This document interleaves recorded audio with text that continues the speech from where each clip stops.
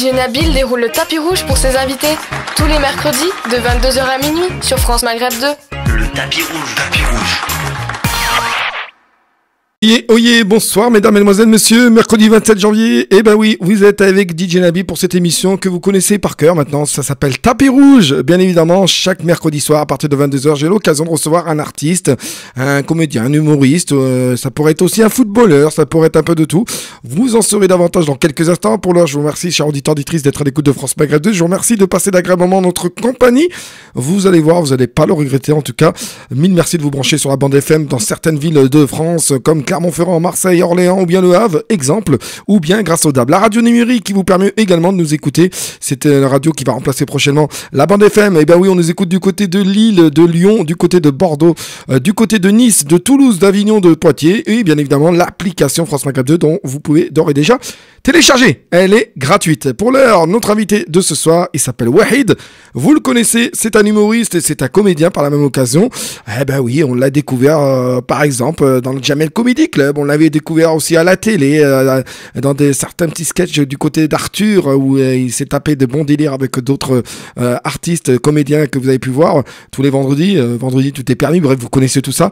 Wahid, bonjour, bonsoir mon cher Wahid, comment vas-tu? Bonsoir Nabil, comment ça va? Merci de m'avoir invité dans ton émission. Ben, merci d'avoir accepté, c'est très gentil. Avec grand plaisir, sachant que on a un couvre-feu à 18h, tu m'as fait sortir après 18h, c'est extraordinaire, j'ai réussi à me faufiler, ça va très très bien. Eh ben tant mieux, eh ben, désolé, mais de toute façon on a le papier qu'il faut, donc dans tous les cas il n'y aura pas de soucis, tu vas rentrer tranquillement. T'habites pas loin comme moi, donc... Ouais, je dois traverser le périph' quand même. Mais allez, je t'ai non, on reste ici. Hein. On va rester ici, je crois. Tu sais que j'ai une émission demain matin à partir de 9h. Ouais, donc, au pire des cas, tu sais que j'ai une femme aussi. Ah bah écoute, désolé. Alors, on taquine.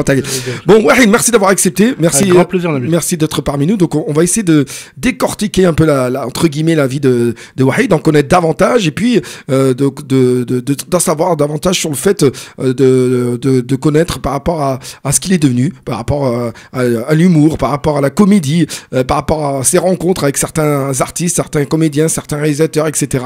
Et bien évidemment, il va nous en dire davantage et puis on va connaître un peu sa petite vie personnelle, entre guillemets, par rapport à ses débuts, etc. Et en parlant des débuts, mon cher Wahid, alors, tout d'abord, beaucoup de gens se posent peut-être cette question-là.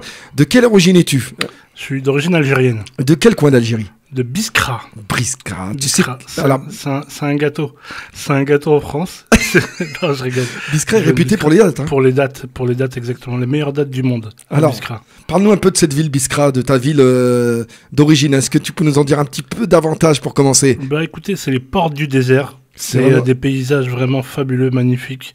Là, on se lève très très tôt là-bas pour manger un plat traditionnel à partir jusqu'à 10h du matin en fait.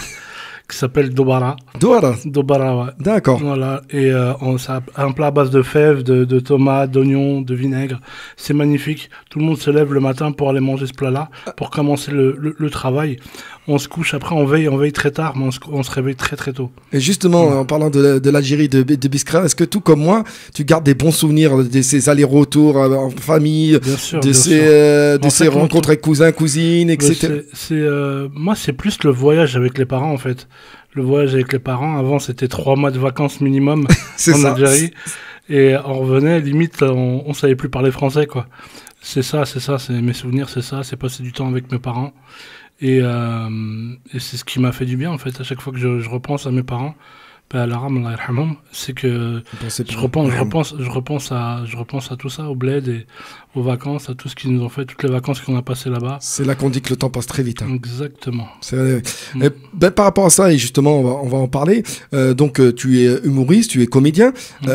Donc, comment tu as commencé en tant qu'humoriste? Comment est venu ce petit déclic, cette petite chose qui fait que tu fais rire la plupart des gens, que ça soit à la télé, que ça soit dans tes spectacles, etc. Comment c'est venu? Dis-nous tout. Alors moi j'ai eu la chance en fait de croiser la route d'une troupe de théâtre qui s'appelle les Gez Gez. C'était Morad et Youssef à l'époque. C'était en France ou? C'était en France. D'accord. Ouais. Et t'avais quel âge sans indiscrétion? J'avais 21 ans. 21 ans, d'accord. 21 ans et je les ai croisés et puis on a appris qu'ils donnaient des cours de théâtre à Bondy. Donc avec des amis, on a décidé de s'inscrire dans leur cours de théâtre. Et puis tous les lundis, en fait, on kiffait. Tous les lundis, on s'amusait. Ça nous permettait d'oublier un petit peu notre quotidien. Mais justement, quand tu t'es inscrit, est-ce que tu t'es inscrit parce que justement, tu avais cette envie de faire du spectacle ou parce que tu dis, J'avais juste envie de m'éclater, de m'amuser, de penser à autre chose et de m'amuser surtout, en fait. De penser à autre chose qu'au train-train quotidien, qu'aux soucis de la vie. Alors, qu'est-ce qu'ils en ont pensé quand ils t'ont vu la première fois et quand ils t'ont vu après chaque rendez-vous les lundis Ils m'ont dit que j'avais un certain charisme, que j'avais quelque chose en fait, qu'il fallait que je monte sur scène.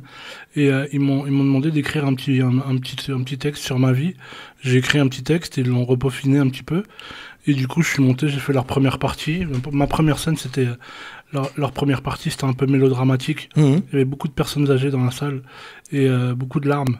Je parlais de la mort, je parlais de mon poids, je parlais de tout ça, en fait. C'est étroitement lié. Et du coup, c'était vraiment mélodramatique. Et j'ai commencé comme ça, en fait. J'ai commencé par faire du théâtre. Avec la Guez-Guez. C'était des vrais cours de théâtre. Et je suis monté sur scène. Et un jour, Kader Aoun, qui était le bras droit de Jamel Debbouze à l'époque. Donc c'était en 2005 2004. 2004, il vient nous voir, ouais. Et il nous dit, voilà, on cherche des jeunes talents, des jeunes humoristes, tout ça. Et il est venu me voir et il m'a dit, non, c'est pas ce qu'on recherche. Il cherchait du stand-up. Je savais pas ce que c'était le stand-up à l'époque. D'accord. Il m'a dit, par contre, viens voir les répètes du Jamel Comedy Club à... Avant, c'était pas le Jamel Comedy Club, c'était Jamel and the Band. Et sa bande, tu vois. Et du coup, j'ai été les voir en répétition. Je suis rentré chez moi. Ils me prenaient pour le livreur de pizza quand je suis arrivé. J'avais une sacoche rouge. Ils se sont dit, elles sont les pizzas quand ils m'ont vu. Alors que je venais juste voir les répétitions. Et le soir, je suis rentré chez moi, j'ai écrit. J'ai pas arrêté d'écrire toute la nuit. J'ai pondu un texte et je suis revenu le lendemain. J'ai été voir Kader. Je lui ai dit, c'est bon, j'ai un texte. Il m'a dit, envoie-le-moi et je te rappellerai. Je lui ai dit, je l'ai pas écrit, je l'ai dans la tête. Il m'a dit, ah bon? Il a voulu me prendre au mot. Il m'a dit, bah viens, tu vas me le jouer dans une autre salle. On est parti dans une autre salle. Et je lui ai joué, et puis il a aimé, il m'a dit tu montes dans 20 minutes. Il y avait Comme ça, d'accord. Ouais, il m'a dit tu montes sur scène dans 20 minutes, les gens vont rentrer, et je passe te reprendre dans 20 minutes. Je suis resté dans cette grande salle où il y avait 1000 sièges et personne dans la salle. Je suis resté comme ça, il est venu me chercher 20 minutes après, et c'est Jamel qui me présente et qui me dit vas-y, monte sur scène, c'est à toi. Mais t'étais pas intimidé? Il n'y avait pas ce stress Il y avait un stress comme à chaque fois, mais après, il faut savoir que quand il y a Jamel Debbouze et Kader Aoun qui te disent monte. Kader il me dit j'aime bien ce que t'as fait, monte, ça va passer, t'inquiète pas. Et on était à Aulnay, au théâtre Jacques Prévert. Aulnay, c'est un peu la maison, c'est un peu la famille. Donc je suis monté et j'ai fait mon passage et ça s'est super bien passé. J'ai eu une standing ovation. Je me rappelle que Jamel me fait remonter sur scène après pour me dire mais ça fait combien de temps que tu as commencé le stand-up? Je lui ai dit ça fait 5 minutes. Et ils ont cru que c'était une blague, mais en fait t'étais sérieux. J'étais sérieux, c'est la première fois que je faisais du stand-up. Et du coup voilà, il y avait mes potes qui étaient dans la salle, qui étaient devant, avec qui j'avais répété mon texte, tout ça. Alors, dans cette bande-là, avec qui tu avais passé pour la première fois, est-ce qu'il y a des personnes qui sont sorties également du lot, qui en ce moment sont toujours avec toi? En fait, de la première saison, il y a énormément de personnes qui sont sorties du lot. Il y a Thomas Njijol, Fabrice Eboué, Blanche, Amel Chabi, Claudia, Noum Diawara, Dedo, Yacine, le comte de Boudherbala aussi à l'époque. Ah, d'accord, oui, qui était pas mal. C'est Samy, le comte de Boudherbala. Et ça s'est super bien passé avec eux. On est toujours en contact, voilà, on prend de nos nouvelles, je prends de leurs nouvelles un petit peu, ils prennent de mes nouvelles. Et puis ouais, il y a eu sur la première saison. Donc après, à partir de là, c'est là que tu as commencé, et tu t'es mis dedans. Et puis, la chance qu'on a eue, c'est qu'en sortant du Comedy Club de la saison 1, Jamel nous a permis d'avoir un nom après. Les gens, ils m'appelaient, moi à l'époque, ils m'appelaient c'est le gros du Jamel Comedy Club. Je vois, pas de problème. Mais t'es pas gêné justement par rapport à ton physique, excuse-moi d'être indiscret, que les gens ils puissent Non, moi j'en rigole, donc je commence par m'attaquer moi-même avant d'attaquer les autres. Et du coup, moi j'en rigole, donc les gens peuvent en rigoler aussi. C'est mon physique, je le porte tous les jours, j'en suis conscient. On est comme on est. Ouais, on est comme on est, et puis après... Donc en fait, ça me dérange pas. Donc à ce moment-là, ça t'a ouvert les portes. Ça m'a ouvert les portes, ouais. J'avais fait une série à l'époque qui s'appelait Tongue et Pareo pour M6 après. J'ai enchaîné sur des petits trucs, sur des longs métrages. ça m'a ouvert des voies, Donc c'est vrai qu'il faut dire que Wahid, il est aussi, il est humoriste, mais aussi comédien. Donc il a fait certains films, où il a fait des passages dans certains films qu'on aura l'occasion de citer. Il a fait des petites séries, on va en parler. Puis il y a d'autres surprises qui vont arriver, Inch'Allah, après le Covid. On va parler justement de tout ça. Mais tout d'abord, on va écouter un extrait d'un spectacle, justement, de tes débuts, si tu vois pas d'inconvénient. C'est quoi? Eh ben écoute, si ça te dit quelque chose et que tu vas, justement, tu vas nous expliquer Gachon. Ça te dit quelque chose? Ah ouais, Gachon. C'est mon deuxième texte, en fait, avec le Jamel Comedy Club qu'on a joué au Casino de Paris, à l'époque, avec la troupe. Et ouais, c'est ce texte-là qui m'a fait connaître, en fait. T'en gardes des bons souvenirs de Gachon? J'en garde des bons souvenirs. Après, c'est dur de se réécouter.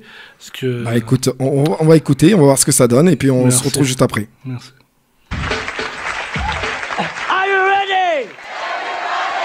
Faites-moi du bruit pour Wahid.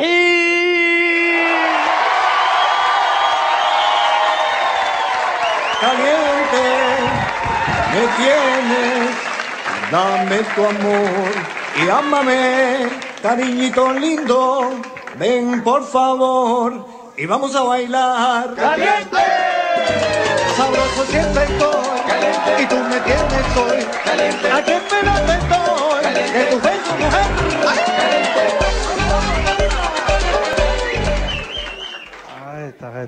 Arrête de kiffer.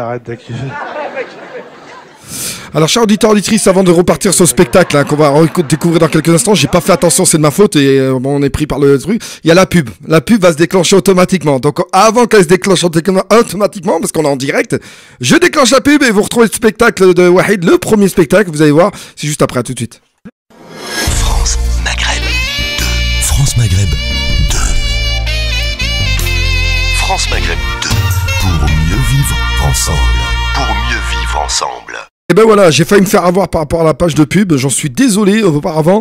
Désolé Wahid, ça arrive. Il y a pas de souci. Voilà, on va reprendre bien sûr volonté. Donc on va réécouter le spectacle, un petit extrait du spectacle Gachon. Donc comme disait si bien Wahid, c'est la deuxième scène que tu avais fait. Deuxième texte. Ouais, deuxième texte que tu avais fait, voilà. Et c'était au Casino de Paris. C'est au Casino de Paris. Ouais. Voilà, pendant le présenté par Jamel Debbouze. Et ben voilà, on réécoute et on se retrouve juste après. À tout de suite.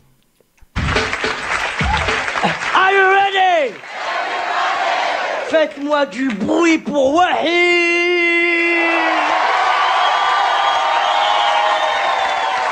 Caliente, me tienes, dame tu amor y ámame, cariñito lindo, ven por favor y vamos a bailar. Caliente, sabroso siempre estoy, caliente, y tú me tienes hoy, caliente, a qué pena te doy, caliente, que tu beso mujer.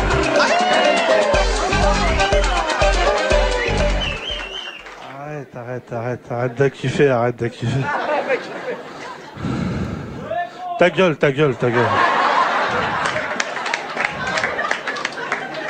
Moi je vanne pas, moi je te défonce tout de suite, moi. Je sais ce que vous dites. Vous dites ça va, il bouge bien le gros, hein.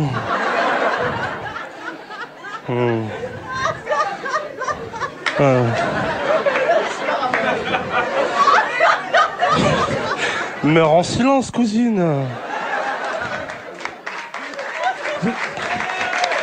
Non, sérieusement, je sais ce que vous dites ça va, il bouge bien gros. Hein. Moi c'est ça qui me tue, moi, c'est les préjugés. Tant qu'on n'a pas vu, on ne devrait pas se faire de film.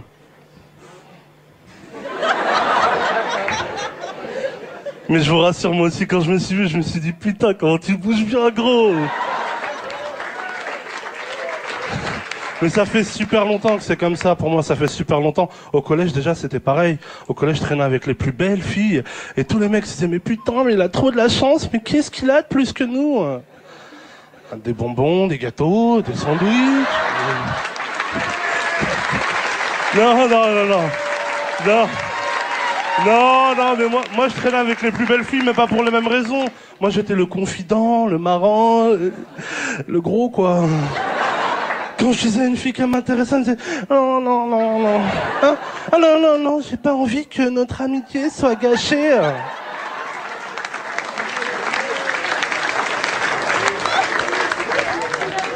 Mais Gachon, que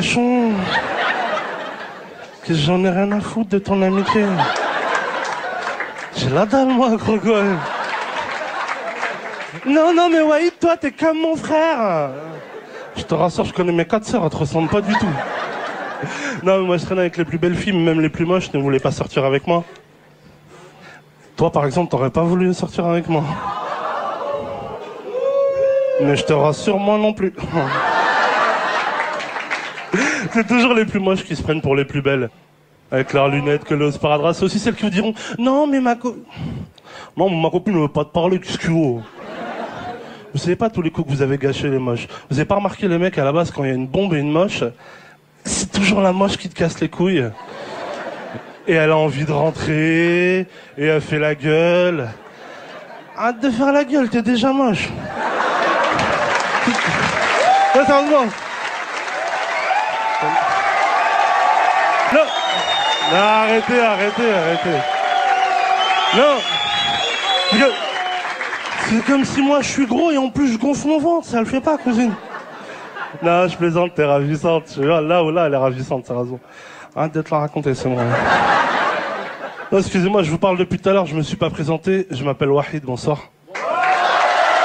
Merci.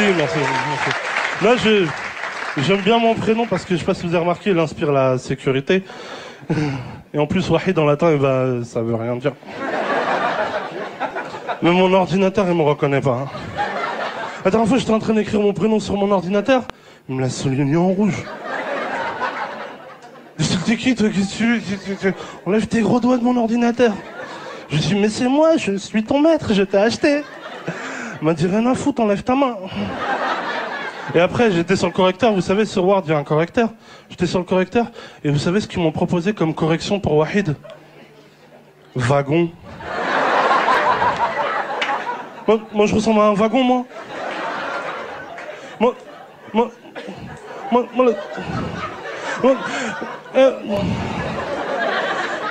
Moi, la seule marchandise que je transporte, moi, c'est de l'amour.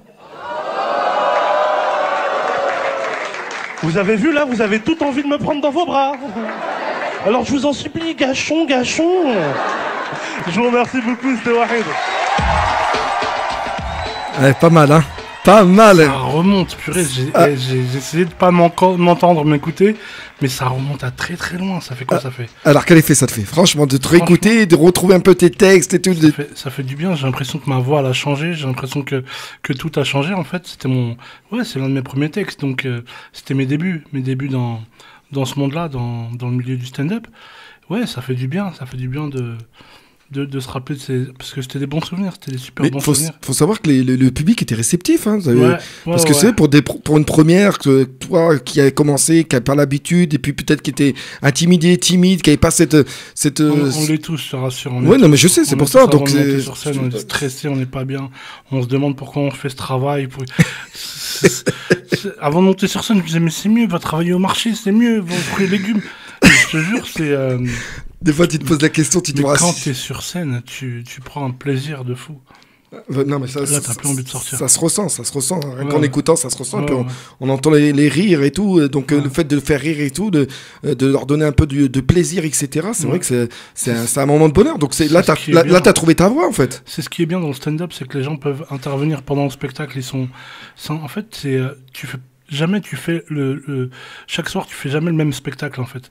Tu sais, tellement qu'il y a de réactions, et les gens ils réagissent pas surtout sur la même chose et ils interagissent. En fait, t'interagis avec eux et c'est ce qui fait que le spectacle il est différent chaque soir et que tu prends du kiff parce que le public est différent chaque soir. Ben justement par rapport à ça, et puis c'est la question que je pose souvent aux artistes quand je les invite à Tapis Rouge. Qu'en ont pensé, qu'est-ce qu'ils ont pensé, ta famille, tes proches, tes sœurs, ta famille en général, par rapport à la toute première fois chez Jamel, les spectacles, etc. Ils se disent, oh, qu'est-ce que tu fais? Qu'est-ce qui se passe? Qu'est-ce qu'il y a? On a raté. Ils m'ont dit, ça paye les loyers, ça remplit le frigo. J'ai dit, pas tout de suite. Parce qu'à l'époque, on était payé différemment, tu sais. Oui, je comprends. J'ai dit, pas encore, mais je prends du kiff sur scène. Ils m'ont dit, si tu prends du kiff sur scène, continue, mais il te faut un travail à côté. Donc j'ai travaillé à côté. Et puis le jour où ça a commencé à payer les factures, j'ai arrêté le travail à côté et j'ai pris du plaisir sur scène. D'accord. Et mais ils le voyaient positivement dans la plupart de ta famille ou comme ils étaient un peu gênés, ils disaient ouais mais. Ils le voyaient positivement. Tu sais, moi j'ai une famille nombreuse, il y a 6 frères, on est 6 frères et 4 sœurs. Machallah. Machallah. Et ils avaient tous un avis différent, mais ils voyaient que j'étais heureux en fait en sortant de scène. Et ils m'ont dit bah continue, si t'as envie de continuer, continue. Ils m'ont aidé chacun à leur niveau comme ils pouvaient. Et puis. Mais est-ce qu'ils voyaient ce côté-là de toi? Est-ce qu'ils te voyaient comme ça? Non, pas du tout. Moi, ils t'ont découvert. Dans les réunions de famille, je suis celui qui ne parle pas. Celui qui est en retrait, qui parle pas, qui est à côté de la table, qui mange. À côté de la table, qui mange, qui essaie de débarrasser la table avec son ventre. Je rigole. Non, mais c'est la vérité. D'accord, ok. Je parlais pas, rien du tout. On m'a toujours appris à me taire, à rester dans le coin, pas faire de bruit parce qu'il y a des invités, parce qu'il y a du monde. Je reste dans mon coin et je me sens bien comme ça, dans ma bulle. C'est très bien. Ouais, très bien. Et puis quand ils m'ont vu balancer des choses sur scène, tout ça, ils m'ont dit mais t'es un petit cachotier toi. Ils n'étaient pas au courant en fait, ils savaient pas que j'avais ce côté-là qui voulait s'exprimer. Ils connaissaient pas ça en fait. D'accord. Après, s'ils sont faits, ils se sont habitués et puis ils sont venus voir tous mes spectacles. Mais c'est important d'avoir une famille qui est autour de toi, ouais, parce que c'est ce qui te fait garder les pieds sur terre. Tout à fait. Moi, ils sont venus voir mon spectacle une fois au théâtre de 10h. Ils sont venus tous ensemble. Je les ai tous invités ensemble. Ils ont regardé mon spectacle. Et à la fin, ils m'ont dit franchement, t'es pas marrant. Alhamdoulilah. Alhamdoulilah, ça fait plaisir. Au moins des gens qui disent la vérité, tu vois, parce que dans ce milieu-là, t'as que des gens qui viennent autour pour te dire t'es le meilleur, c'est super drôle. Non, mais je trouve que tu le fais bien. Moi, je suis pas d'accord avec ta famille. Non, sincèrement. Rien que là, j'écoutais, je te dis, je les découvre. T'as besoin d'avoir des commentaires comme ça, tu sais, ou qui te disent ouais, non, bof. Après, est-ce qu'ils sont réceptifs pour certains d'entre eux? Oui, ils sont réceptifs. En fait, si tu veux, ils voient leur petit frère sur scène. Ils voient leur petit frère, je suis le dernier de la famille. Ah, d'accord. Ils voient leur petit frère sur scène, ils se disent purée, j'aurais préféré qu'il ouvre un grec. Tu vois, il y a plus d'oseille à prendre, où il va être plus tranquille, tout ça. Et là, il se met en danger. Et ça m'avait fait plaisir qu'ils viennent tous ensemble me voir. J'ai mon grand frère, moi. Après le décès de mes parents, c'est devenu notre père, tu vois. Ouais. Respect. Grand respect. Et quand je suis sorti de scène, je l'ai vu. J'ai baissé les yeux pour pas. Tu vois, j'avais peur de sa réaction, j'avais peur. Mmh. Il m'a dit ouais, ça va et tout. J'ai peur que tu dises des choses bizarres, mais ça va et tout. Tiens. Il y a le respect, quand même. C'est très bien. Bien sûr. Et donc à partir de là, c'est là que ça a commencé à propulser au niveau de certains contacts télé peut-être, séries, comme tu disais tout à l'heure, de nouveaux spectacles, de collaborations peut-être également. On a commencé à m'appeler après. Moi, j'étais pas au courant de tout ce qui allait se passer. Mmh. On a commencé à m'appeler pour des films, pour des séries, J'ai tout de suite apprécié. J'ai tout de suite dit oui. On a fait des castings, C'est différent après, parce que Jamel, ce qu'il fait, c'est qu'il te met en avant. Et voilà, il te fait passer plusieurs étapes en fait. Quand c'est Jamel qui te présente et qui a confiance en toi, qui te présente, qui te fait monter sur scène, tout ça, qui te produit, c'est comme un accélérateur de carrière, tu vois. Donc, t'as pas l'impression de vivre un conte de fées à ce moment-là? Tu te dis, waouh, par là, tout arrive. Conte de fées, ouais, en fait, si tu veux, c'est. Tu t'attends pas à ça, c'est ça ce que j'allais dire. Tu te découvres d'un côté, et ensuite, voilà, par rapport à cette découverte, tu trouves que ça te plaît, et puis hop, et puis en même temps, comme tu disais, ça permet de vivre avec, de franchir des étapes auprès de certains réalisateurs ou de certaines personnes qui te permettront, au fur et à mesure, d'être une personne importante dans le milieu, quoi. Ouais, après, tu sais, mon but dans la vie, c'est pas d'être important ou quoi, ou d'être mis à la lumière. Moi, je veux juste qu'on se souvienne de moi comme quelqu'un qui était gentil, qui était bien avec tout le monde, tout ça. Mmh. J'ai jamais cherché cette notoriété. D'ailleurs, c'est quand tu la cherches pas que ça vient, en fait. J'ai jamais cherché cette notoriété, j'ai jamais cherché à me mettre en avant ou au-dessus des autres, à écraser les autres, à tout prix pour devenir une star ou ceci ou cela. Alhamdoulilah, je veux juste être... Il faut garder les pieds sur terre et être soi-même. Exactement. Et donc le premier film, c'était... ou la première série, alors, la première série, c'était Tongue et Pareo. On a tourné en Guadeloupe pendant 2 mois. D'accord. Voilà, tu Tu vois où tu tournes. J'ai tourné en Guadeloupe, il faisait super beau. C'était magnifique. On tournait la journée, le soir, on avait nos chambres, on était bien. On commençait à 7h du matin, on finissait à 16h, on pouvait profiter de la piscine, de la mer. Alors, c'était quoi le concept de la série? Tu jouais quel rôle? Je jouais le rôle du barman. D'accord. Il y avait un barman, en fait, c'est un club de vacances. Ouais. Et c'est les différents postes dans un club de vacances. Moi, je jouais le rôle du barman. Et je me suis amusé. Avec Claudia Tagbo aussi avec nous. Il y avait... Donc, ils avaient repéré quelques personnes de Jamel Comedy Club à ce moment-là. Exactement. Et puis ça s'est super bien passé. J'ai été payé pour ça. Je me suis amusé. J'ai pris des vacances en même temps. Pur kiff. Ouais, pur kiff. Et après, tout s'enchaîne derrière encore. Après, je reviens. Après, on me propose un... Après, j'ai fait un casting avec Jean-Pierre Jeunet. D'accord. Casting avec Jean-Pierre Jeunet. Jean-Pierre Jeunet, c'est Alien, c'est Amélie Poulain, c'est un grand réalisateur français. Donc, quand on me dit casting avec Jean-Pierre Jeunet, je dis arrêtez de plaisanter, arrêtez de vous foutre de moi, c'est pas vrai. Je suis arrivé, je vois Jean-Pierre Jeunet et ça s'est super bien passé aussi. On a fait un casting, j'ai fait le casting avec Jean-Pierre Jeunet, qui était là ce jour-là. Et ça s'est super bien passé. Après, malheureusement, le film, on ne l'a pas fait.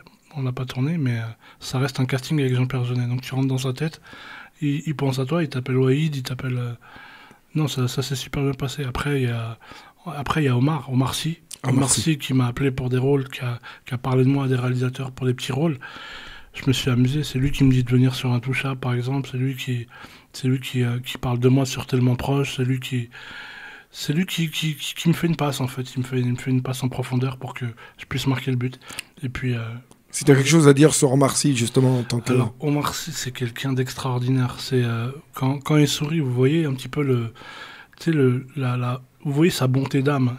C'est quelqu'un d'extraordinaire. C'est quelqu'un qui est super gentil, qui est très famille, qui est très simple, très respectueux de tout le monde. Il respecte tout le monde. Quand il peut t'aider, il t'aide. Quand il peut pas, c'est qu'il peut pas. C'est tout. Quand il t'aide pas, c'est qu'il peut pas. C'est tout. Mais sinon, c'est quelqu'un de très humble, très modeste, très simple, très... Donc, l'Omar que tu as vu, que tu as découvert la toute première fois, c'est le Omar qui est, à l'heure actuelle, le même, quoi. Même à ce temps-ci. C'est pas des blagues, c'est quelqu'un d'extraordinaire, vraiment. Vraiment qui pense aux autres. C'est rare, parce que c'est vrai que de nos jours avec... C'est une star internationale maintenant. Ah oui, pour ça, donc faut savoir qu'il a même grandi dans le même quartier dans la même ville que notre Jamel. Non, s'ils nous écoutent, on leur passe bien sur le Salem. À eux et toute l'équipe du Jamel Comedy Club et tous celles qu'on n'aura peut-être pas cités ce soir, on verra bien par la suite. Donc t'as fait plein de films. Est-ce qu'il y a un film ou une série qui t'a marqué? Bah écoute, le dernier c'était Aladdin 2. Aladdin 2? Aladdin 2, ouais. D'accord. C'est Aladdin 2, en fait. Ah, Aladdin 2, ouais, Aladdin 2, oui, c'est vrai, excuse-moi. Non, c'est pas grave, si t'es pas au courant. C'est pas grave. J'étais choquant. Ça se voit que t'as préparé ton émission, ça fait plaisir. Non, mais Marley, je la béchauffe, t'inquiète pas. T'inquiète surtout pas, on s'en souviendra. Non, ce que je veux dire, c'est que, sur le dernier film Aladdin 2, il y a eu un casting extraordinaire. Il y avait Jamel Debbouze, Eric et Ramsey, Kev Adams. C'est ça. Il y avait du monde et on s'est éclaté pendant le tournage. Elle a été tournée où? À Ouarzazate, Marrakech et à Épinay, les studios à Épinay. D'accord. Donc c'est vraiment un bon souvenir que tu gardes. C'est un souvenir extraordinaire. C'était le premier long métrage où j'intervenais beaucoup, où on me voyait souvent. Et ça m'a fait... Et quand tu vois ton nom, surtout sur la bande-annonce, au début du film, qui est associé à Jamel, Eric et Ramsey, Kev Adams, tout ça, là, pareil, noir, tout ça. Donc là, encore une fois, je repose cette question. La famille. Alors, premier rôle du... j'ai ressenti quand même cette fierté de leur part. J'ai été, moi, à l'avant-première. J'avais été avec mon frère, j'avais invité mon grand frère, celui qui m'a éduqué, qui m'a élevé. Et j'ai senti la fierté dans son regard, dans ses paroles à la fin. Il m'a dit, après il m'a dit un truc qu'on dit qu'entre famille, il m'a dit « C'est toi le meilleur dans le film ». J'ai dit « Peut-être pas, mais c'est gentil de me le dire ». Mais non, c'était juste un kiff. C'était juste un kiff. On est tous, on se donnait rendez-vous là-bas.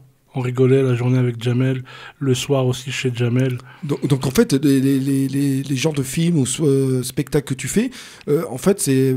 Pour toi, faut être honnête, c'est un travail, mais tout en s'amusant, tout en profitant. Pour moi, en fait, c'est même pas un travail. Pour moi qui suis à l'intérieur, c'est juste prendre du kiff, prendre du plaisir. Je je sais pas si, comment dire, mon travail, en fait, je me lève à 18h pour aller travailler à 20h, pour rentrer chez moi à 22h30.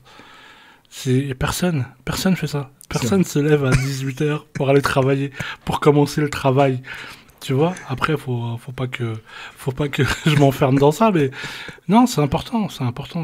Après, le jour où ça va s'arrêter, parce que ça va peut-être s'arrêter un jour, j'espère pas, même, parce que je prends beaucoup de kiff, mais si ça doit s'arrêter, j'irai travailler comme tout le monde. Je me lèverai le matin, j'irai travailler comme tout le monde. Tu gardes toujours les pieds sur terre. Mais bien sûr, exactement. Moi, dans ma famille, tout le monde travaille, tout le monde se lève le matin, tout le monde... Faut qu'on garde l'éducation qu'on a reçue. Alors, le mauvais côté de film que tu as pu faire et qui t'a pas trop plu, qui t'a un peu perturbé, qui t'a un peu... que t'as pas trop apprécié. Est-ce que tu pourras en dire C'est pas bien de faire ça. Je pose la question. Pourquoi, Nabil? Voilà. Parce que quand t'as kiffé un film, faut le dire. Quand t'as pas aimé, faut pas le dire. Je dis pas que t'as pas aimé. J'ai dit un rôle que t'as pas, un rôle que t'as peut-être pas, que t'as joué, mais que t'as peut-être pas apprécié, où tu te sentais pas trop dedans, ou je sais pas. Après, tu sais. Ou une petite scène qui t'a pas trop. Voilà. C'est une question que pourraient poser des auditeurs auditrices. C'est pour ça. Moi, j'aime pas en fait casser du bois sur le dos des gens, ou tu sais, mal parler sur tout ce que j'ai accepté de faire. Je l'ai fait avec le plaisir. Voilà, bien sûr, donc t'es pas obligé de dire... Donc aucun film, j'ai kiffé tous les films. Arrête, il faut plus m'appeler après. Non, j'ai aimé tous les films. Faut savoir que quand tu tournes un film, t'es bichonné, les gens prennent soin de toi. À Warzazat, par exemple, quand on tournait sous 50 degrés, dès qu'il disait couper le réalisateur, je m'asseyais sur mon fauteuil, j'avais un parapluie qui arrivait, une bouteille d'eau fraîche qui était là, il te bichonne comme un bisounours. Et tout le monde s'occupe bien de toi, il y a une équipe de tournage, tout le monde est extraordinaire. Moi, j'aime bien arriver, saluer tout le monde, comme Jamel le fait aussi. Donc là, à partir de là, tu rencontres encore du monde, des humoristes, des comédiens, donc voilà. À partir de là, bon, on va parler de cette personne avec qui qu'on te voit souvent et tout. On parle de Boudère, bien évidemment, qui on passe le Salem. Là, tu parles de la famille, là, Boudère, c'est le frère. De la famille, parce que c'est vrai que tu nous as parlé de Jamel Comedy Club. Il faut savoir qu'il est pas passé par Jamel Comedy Club, Boudère. Non, il n'est pas passé par Jamel Comedy Club, il est passé par Mouss Diouf, Allah yarhamou. Oui. Qui produisait Boudère à l'époque, qui s'entendait super bien, ça a été son mentor un petit peu. Alors je coupe, excuse-moi mon cher Waïd, pour ceux qui ne connaissent pas Mouss Diouf, c'est celui qui a joué le policier, le black dans Jules Lescaut. Voilà, il est décédé jeune en plus, il était super, ça se voyait qu'il était humble. Pareil, Mouss Diouf, un très très grand comédien, un être humain extraordinaire. Franchement, c'était un grand frère pour nous, c'était un grand frère quand il nous voyait, il venait nous dire bonjour, il nous saluait. Il faisait la bise, nous disait c'est Jules Lescaut, c'est Mouss Diouf de Jules Lescaut. Il nous dit bonjour. Non, il avait du respect pour tout le monde. C'était vraiment quelqu'un d'extraordinaire. Comme on dit, les meilleurs partent en premier. C'est le cas. Dans ce cas-là, c'est le cas. Alors, la rencontre avec Boudère. Alors, je vais t'expliquer un truc. Boudère, ma première scène que j'ai fait, je l'ai fait, c'était sa première partie. Je fais sa première partie. D'accord. Quand j'étais encore avec les Gaze au début. D'accord. J'ai fait sa première partie. Je sais pas par quel biais, comment j'ai réussi à faire sa première partie. J'ai joué. À la fin, il est venu me voir. Il m'a dit franchement, c'est pas marrant, mais continue.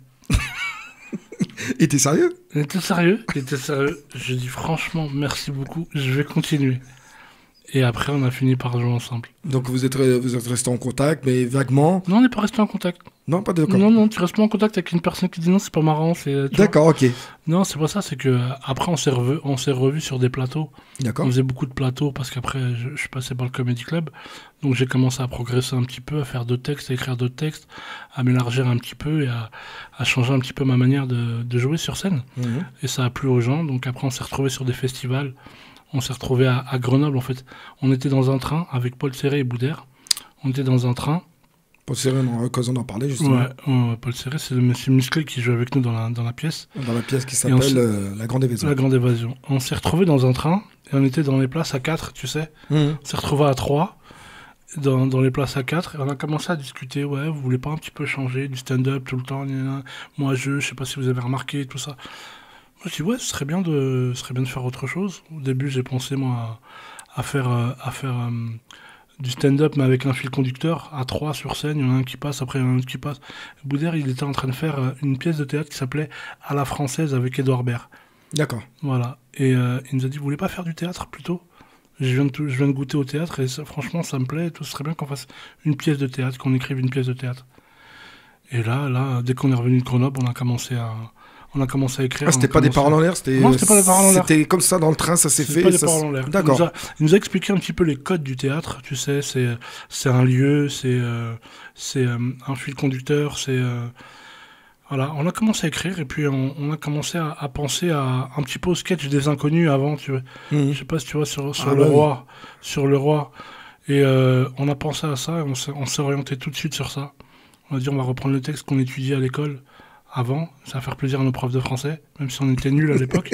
Non, mais le problème c'est ça en fait, c'est qu'on étudiait des textes, mais on savait pas de quoi ils parlaient. Comme l'avare, par exemple. L'avare, c'est le rôle d'un crevard. Nous, tu nous dis l'avare. Tu nous dis l'avare à nous. Bon, nous, on comprend pas. On ne comprend pas, je l'avoue. On comprend pas. J'avoue. Si, elle nous avait dit, c'est le rôle d'un crevard. C'est le rôle d'un mec, il veut rien donner, il veut rien prêter, rien du tout. Il cache son argent dans son jardin pour pas que les gens ils le voient, pour pas que les gens soient au courant qu'il a de l'argent. Mais là, tu nous prends tout de suite. Au contraire, directement, on est conquis par cette pièce. Et nous, on s'est dit ça, on va reprendre un petit peu les textes de l'époque, le bourgeois gentilhomme, le Roméo et Juliette. Roméo et Juliette, pour moi, ça a toujours été un film. Ça n'a jamais été un livre. Ouais, c'est vrai. Moi, c'était un film avec Leonardo DiCaprio et je regardais comme ça. Et c'est là que j'ai appris, en fait, que c'était pas qu'un livre, c'était une histoire, en fait, une belle histoire d'amour.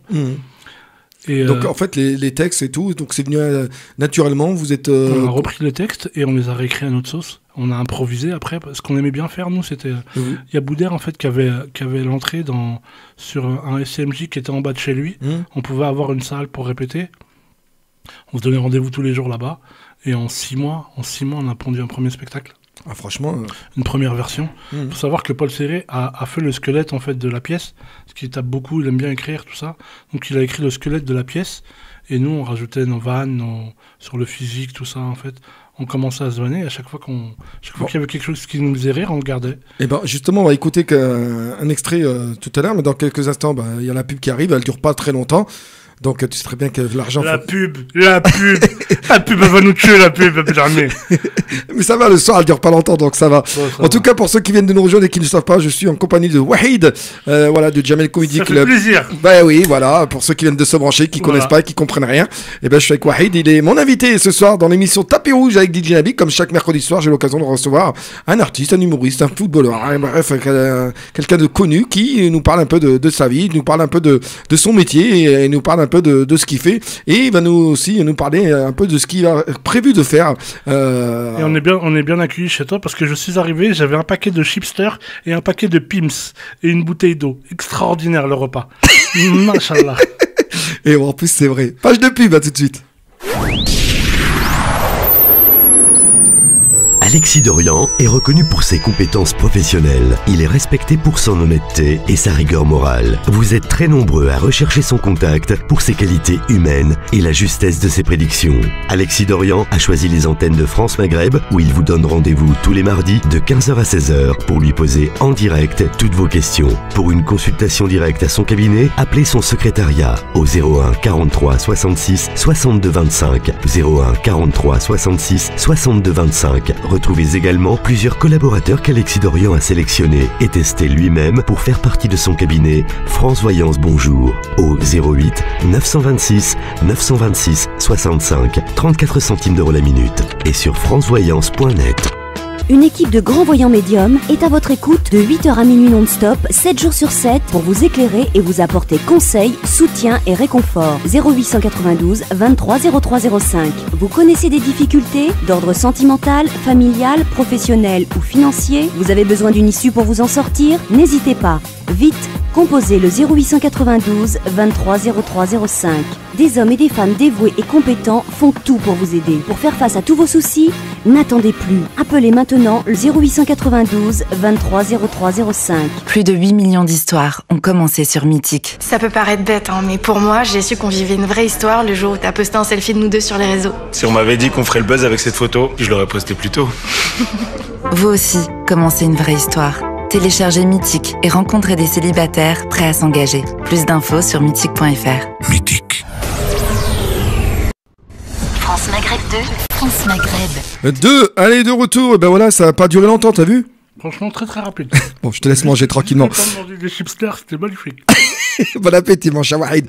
Allez, on est en direct, et bien évidemment sur France Maghreb 2. Et ben voilà, on a largement le temps. D'habitude, j'ai une petite heure pour bien sûr discuter, dialoguer. Mais en fait, j'ai 2 heures d'émission. Sur les 2 heures, en principe, quand j'ai des artistes chanteurs, j'ai l'occasion de leur passer les musiques. Mais Wahid a accepté de rester un peu plus longtemps, et ça me fait plaisir, quitte à rester jusqu'au bout. Tant mieux. Comme ça, on aura l'occasion de découvrir son spectacle qu'il avait fait avec notre cher Boudère et notre cher Paul Serré. D'ailleurs, si je puis me permettre, Boudère a sorti un livre, et Paul aussi, ils ont sorti un livre. On peut en parler, hein. Ouais, Paul Serré a sorti un livre qui s'appelle Les Contes du Seum. Les Contes du Seum. Ouais, c'est des petites histoires qu'il raconte en fait, en mode de la rue, des histoires de la rue. Et Boudère a sorti un livre qui s'appelle Un Boudère. Si vous savez pas quoi offrir aux gens qui vous sont proches, n'hésitez pas à aller acheter leur livre, vous allez voir. C'est extraordinaire. Donc un Boudère et les Contes du Seum. Et les Contes du Seum qu'on trouve, voilà, qu'on peut retrouver sur les réseaux, enfin sur Internet. À la Fnac, à Barbès, partout. À Clignancourt, tout ça. Bon, on a l'occasion de les inviter, pourquoi pas inviter tous les 3, comme ça on parlera de... Moi j'ai rien à faire entre 18h et 7h du matin, donc après tu peux m'appeler, il n'y a pas de problème. Bah écoute, il n'y a pas de souci. Même avec notre ami Medjahed qui te passe le bonjour, tiens, au passage. Medjahed, c'est le spécialiste des jeux. Exactement. Grand joueur. Très très bon. Alors, on parlait de la grande évasion, mais je parlais déjà de ta rencontre avec Boudère. Ouais. Donc, comme tu disais, donc ça s'est fait naturellement au début, donc vite fait, voilà, et t'as donné son avis par rapport à ta première partie. Il m'a donné son avis par rapport à sa première partie. En fait, les artistes, ils ont besoin d'avoir quelqu'un au début qui les lance, qui chauffe bien la salle, tout ça. Apparemment, j'ai pas chauffé la salle. Ils ont dormi, ils ont pleuré, et il m'a dit ouais non, bof. Ah, par contre, après, il a cartonné.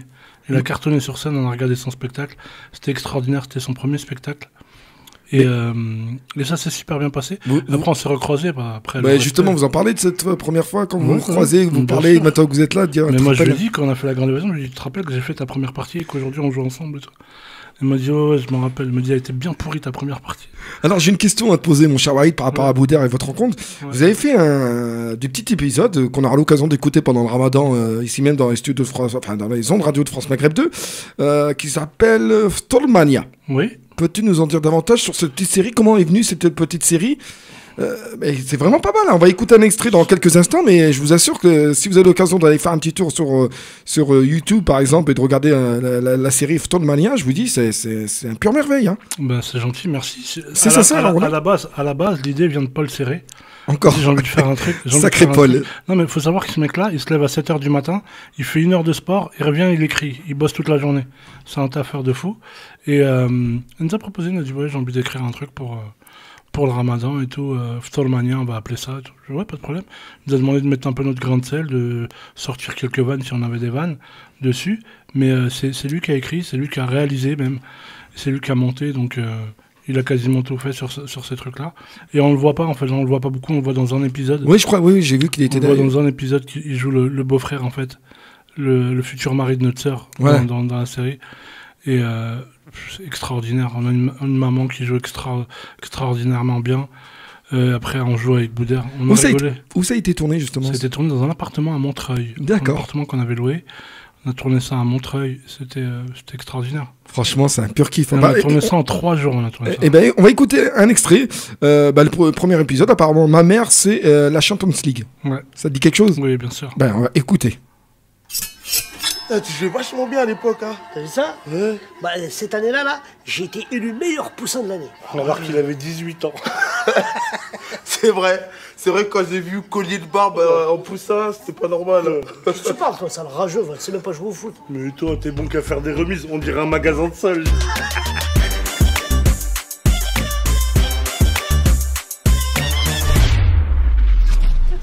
Tu mesures combien? Je dirais un Kader 98. Vas-y, c'est pas marrant. On rigole. Kader, tu sais que j'oublierai jamais que toi et moi on était coéquipiers. Hein. Je te rappelle qu'on a gagné 4-0 contre le on était forts. Le seul endroit où vous auriez pu être coéquipiers, c'est au baby-foot. Mais qu'est-ce que tu parles, Momo, si je joue au foot, moi? Mais moi aussi, je suis joué au foot, j'étais 4 ans en CFA, moi. J'étais attaquant, tu parles de qui, toi, là? Nabil, s'il te plaît. Le seul endroit où t'étais attaquant, c'était au KFC. Vous n'avez pas honte de mentir comme ça? Vous avez toujours été nul en foot. Moi, j'ai été en centre de formation. Oh, c'est vrai, madame? Oui, monsieur. Mais je me suis pété le ligament latéral.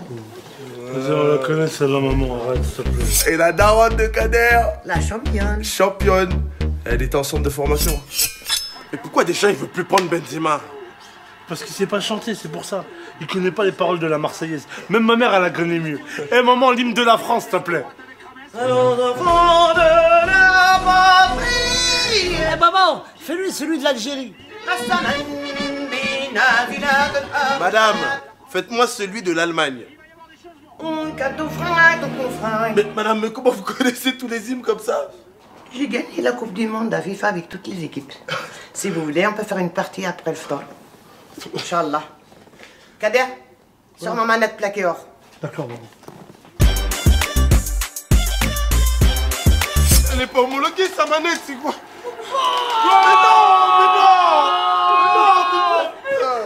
Nora, c'est la Champions League. Nora, c'est la Champions League. Très drôle. Elle est pas mal. Elle est pas mal, la maman qui... Elle est extraordinaire. On avait fait un casting, je me rappelle, on avait casté trois mamans. Ouais. Elle nous a tout de suite tapé dans les yeux, quoi. On a regardé, on a dit, ouais, mais c'est elle. Elle était drôle directement. Ah, ça se voit, franchement. Elle était très drôle. Mais vraiment, il y a pas mal de sketchs. Donc, c'est des sketchs que vous pouvez retrouver, je vous l'ai dit, sur la page YouTube. Donc, ça s'appelle Stormania. Et puis, vous aurez l'occasion de l'écouter pendant les 30 jours de Ramadan, ici même sur les ondes radio de France Maghreb 2. Vous en saurez davantage bien plus tard. Donc, Paul Séric a presque écrit, on va dire... la totalité, ouais, non. La totalité, d'accord. Ouais, quasiment tout. Ouais, tout. Après, nous, on a rajouté notre joie de vivre, nos blagues vite fait. Quand on se vanne avec Boudère, c'est tout de suite sur le donc physique, des petites séries comme ça de 2-3 minutes, ça peut prendre combien de temps? Une journée d'enregistrement? En fait, les 30 épisodes, on les a tournés en 3 jours. On en faisait 10 par jour à peu près. D'accord. Même pas 2 jours et demi même carrément. Ouais, ça allait très très vite, c'est un plan fixe donc ouais, ça va très très vite. C'est improvisé, c'est d'accord. Ouais, tout était préparé, tout était justifié bien correctement. On a appris nos textes avec Boudère, c'est d'ailleurs c'est bien ce qu'on a fait en fait, c'est d'apprendre le texte avant d'arriver, comme tous les comédiens font, parce que Boudère d'habitude il l'apprend pas, il vient comme ça, et il dit il y a quoi à faire aujourd'hui? Il y a ça, et non, on a bien appris nos textes pour que ça aille plus vite. Paul nous avait demandé de bien apprendre nos textes pour que ça aille vite dans l'enchaînement des enregistrements, et puis on a appris nos textes, on s'est amusé, et puis... C'est vrai que dans ce métier, il faut beaucoup de mémoire. Hein, il faut beaucoup de mémoire, ouais, machallah, comme tu dis, il faut beaucoup de mémoire, et après, comme pour que ça aille plus vite, tu sais, quitte à refaire des prises, autant avoir le texte pour être plus à l'aise. C'est ça le truc. Ouais, donc c'est pas... Est-ce que vous pensez en faire un deuxième? On devait en refaire un deuxième, mais ça s'est pas fait. Faut savoir que ouais, ils ont passé la série en Algérie sur comment s'appelle la chaîne? Canal Algérie, Sherlock, Numédia. Non, la dernière chaîne. La dernière chaîne, il y en a plusieurs. Donc, Zay TV? Ouais. Zay TV, ça s'appelle. Voilà, exactement. D'accord. Donc, elle est passée, vous avez réussi à la... Ouais. Et quand je suis retourné en Algérie, on me parlait de ça, en fait. Comme à passer 2 fois par jour. Donc, tu as des bons retours à ce sujet. Ouais. J'ai cassé mon téléphone. Ouais, bon, ça arrive. Alors, le temps qu'il se remet avec le téléphone, notre cher Wahid. Voilà, donc, auditeur, auditrice, il est 11h. Pour ceux qui viennent de nous rejoindre et qui ne le savent pas, vous êtes avec DJ Nabil. Dans l'émission Tapis Rouge, on est bien en direct. Oui, 23h, heure française, 27 janvier, en direct, ici même, avec notre invité Wahid, humoriste, comédien, ici même, qui nous raconte un peu son histoire, ses débuts, ses rencontres, ses spectacles, etc., etc. Et justement, on aura l'occasion de découvrir juste un extrait donc de ce qu'on disait tout à l'heure, mon cher Wahid, La Grande Évasion, ouais. qui a fait un tabac, quoi. Ouais, qui est passé sur C8 aussi. Oui, ouais. Il est passé il y a pas longtemps à la télé. Hein. Il est passé il y a pas longtemps aussi, ouais. Et non, c'est franchement, c'est une pièce on a joué 5 ans cette pièce. C'était extraordinaire. Alors, est-ce que tu as eu des retours de vos collègues, de vos collègues artistes, humoristes, comédiens? Il faut savoir qu'Omar nous a beaucoup aidé. Omar Sy nous a beaucoup aidé, pareil, sur sur La Grande Évasion, Leila Bekti aussi, Tahar Rahim, ils nous ont beaucoup aidés sur cette pièce. Ils nous ont donné des orientations un petit peu. Ils nous ont dit non, retirez ça, c'est un petit peu lourdeau, faites plus ça. On a eu beaucoup de consignes, beaucoup d'aide de la part de ces gens-là. Tu vois, je te le disais tout à l'heure, c'est des gens qui sont bienveillants, qui veulent qu'on avance en fait. C'est pas des gens qui nous mettent des bâtons dans les roues. Et après, pour le monde du stand-up et le monde de l'humour un petit peu, on a eu des super bons retours de tout le monde. Tout le monde est venu voir notre pièce, en fait. Et on a eu des bons retours. Justement, en parlant de ça, on va parler de Jamel qui Jamel est venu voir la pièce, il l'a produit pendant 1 an. Kylian Mbappé est venu voir la pièce. Ouais. Omar, il est venu 4 ou 5 fois, je crois. Leila Bekti, pareil. Tahar Rahim qui est venu aussi, Smaïn. Est-ce que vous allez le refaire là pendant des retours après le Covid ou est-ce que... Non, on a décidé d'arrêter. D'accord, ok. On a tous décidé de reprendre nos spectacles individuels, en fait, no one man. D'accord, ok. Peut-être par la suite, au fur et à mesure, au fil du temps, peut-être que ça va revenir, peut-être. Je sais pas, il faudrait qu'on se pose tous les 3 et qu'on parle de ça, mais moi, ça m'embêterait pas de la refaire, ou de refaire une autre pièce, d'écrire autre chose. Mais après, il faut que tout le monde soit d'accord pour... On va aller découvrir cet extrait de La Grande Évasion. Une question que je me pose et que beaucoup d'auditeurs et auditrices se posent. Alors, comment ça se passe de ton côté par rapport à cette période de Covid, de confinement, en tant qu'artiste, humoriste En fait, ça nous a mis un stop. En fait, on bosse plus, toutes les salles sont fermées, on peut plus remonter sur scène, on peut plus accueillir du public, on peut plus... Voilà, ça nous a mis un arrêt dans nos carrières à tous. On est tous comme ça en fait aujourd'hui. Est-ce qu'il n'y a pas une idée qui vous vient à la tête pour essayer de avec les réseaux parce que tout le monde joue dans un centre commercial, je sais pas parce que beaucoup de personnes jouent avec les réseaux sociaux par rapport à ça. Est-ce que c'est pas venu à l'idée justement de faire quelque chose par rapport aux réseaux sociaux? Je sais qu'il y a l'Apollo Théâtre qui fait des streamings sur les spectacles, mais après c'est pas la même force, c'est pas le même. Tu sais, quand tu joues sur scène, sur tous les spectacles de stand-up, t'as besoin d'avoir un public, t'as besoin de réagir sur quelqu'un, t'as besoin de voir quelqu'un parler avec la personne. C'est pas pareil. Ça manque. C'est pas pareil, ouais, ça manque beaucoup. Et voilà, et c'est notre travail en fait. C'est comme les gens qui peuvent pas aller travailler. C'est ça. Qui restent à la maison, qui peuvent pas aller bosser. C'est pareil, on est dans la même situation qu'eux. On va attendre et puis Inch'Allah khair. Inch'Allah khair. Ben justement, mon cher Wahid, et encore une fois, mille merci d'être avec nous. On va découvrir un extrait de ce spectacle que peut-être peu de monde connaissent, mais franchement, peu de monde connaissent pas, je veux dire. Il y a du monde qui connaissent, mais il y en a peut-être d'autres qui ont loupé ça. Ça s'appelle La Grande Évasion. C'est avec Boudère, c'est avec Paul Serré, c'est avec Wahid. Et vous allez découvrir, vous allez voir, vous allez écouter, savourer, profiter. On se retrouve juste après avec Wahid.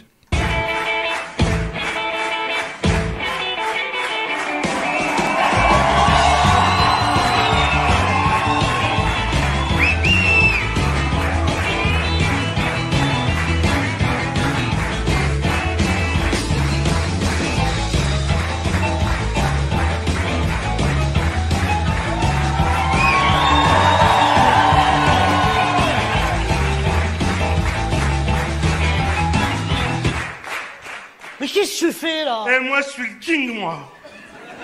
T'es le Burger King, ouais. Allez, pousse-toi là, c'est l'heure de mon sport.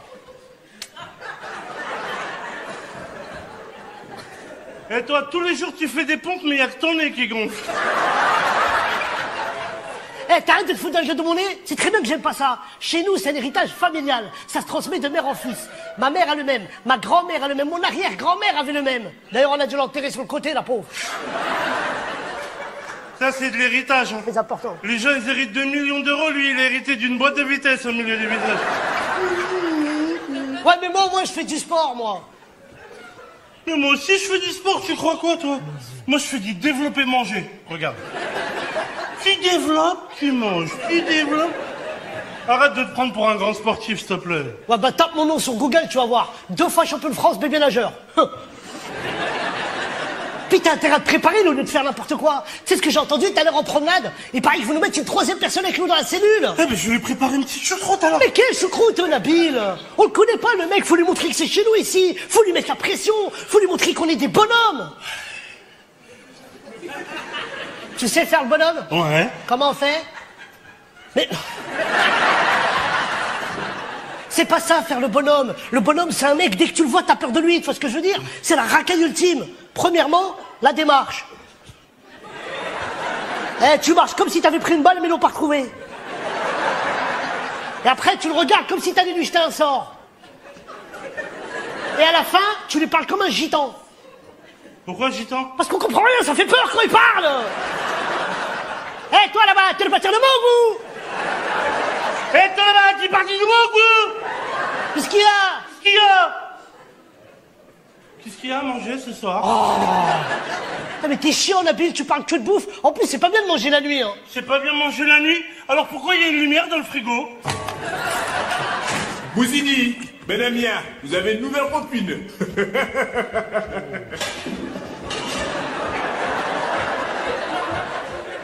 Oh, surveillant, il y a erreur.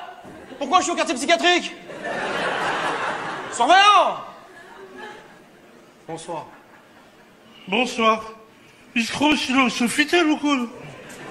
Je sais pas, en tout cas, on est complet. Eh, excuse-moi, ici c'est mon lit. Ah bah écoute, je te le laisse. Avec plaisir. Eh, là-haut aussi c'est mon lit. Je bouge beaucoup dans mon sommeil. Ok, bah je prends celui-là alors. Y a pas... Oh. Ici, c'est mon lit.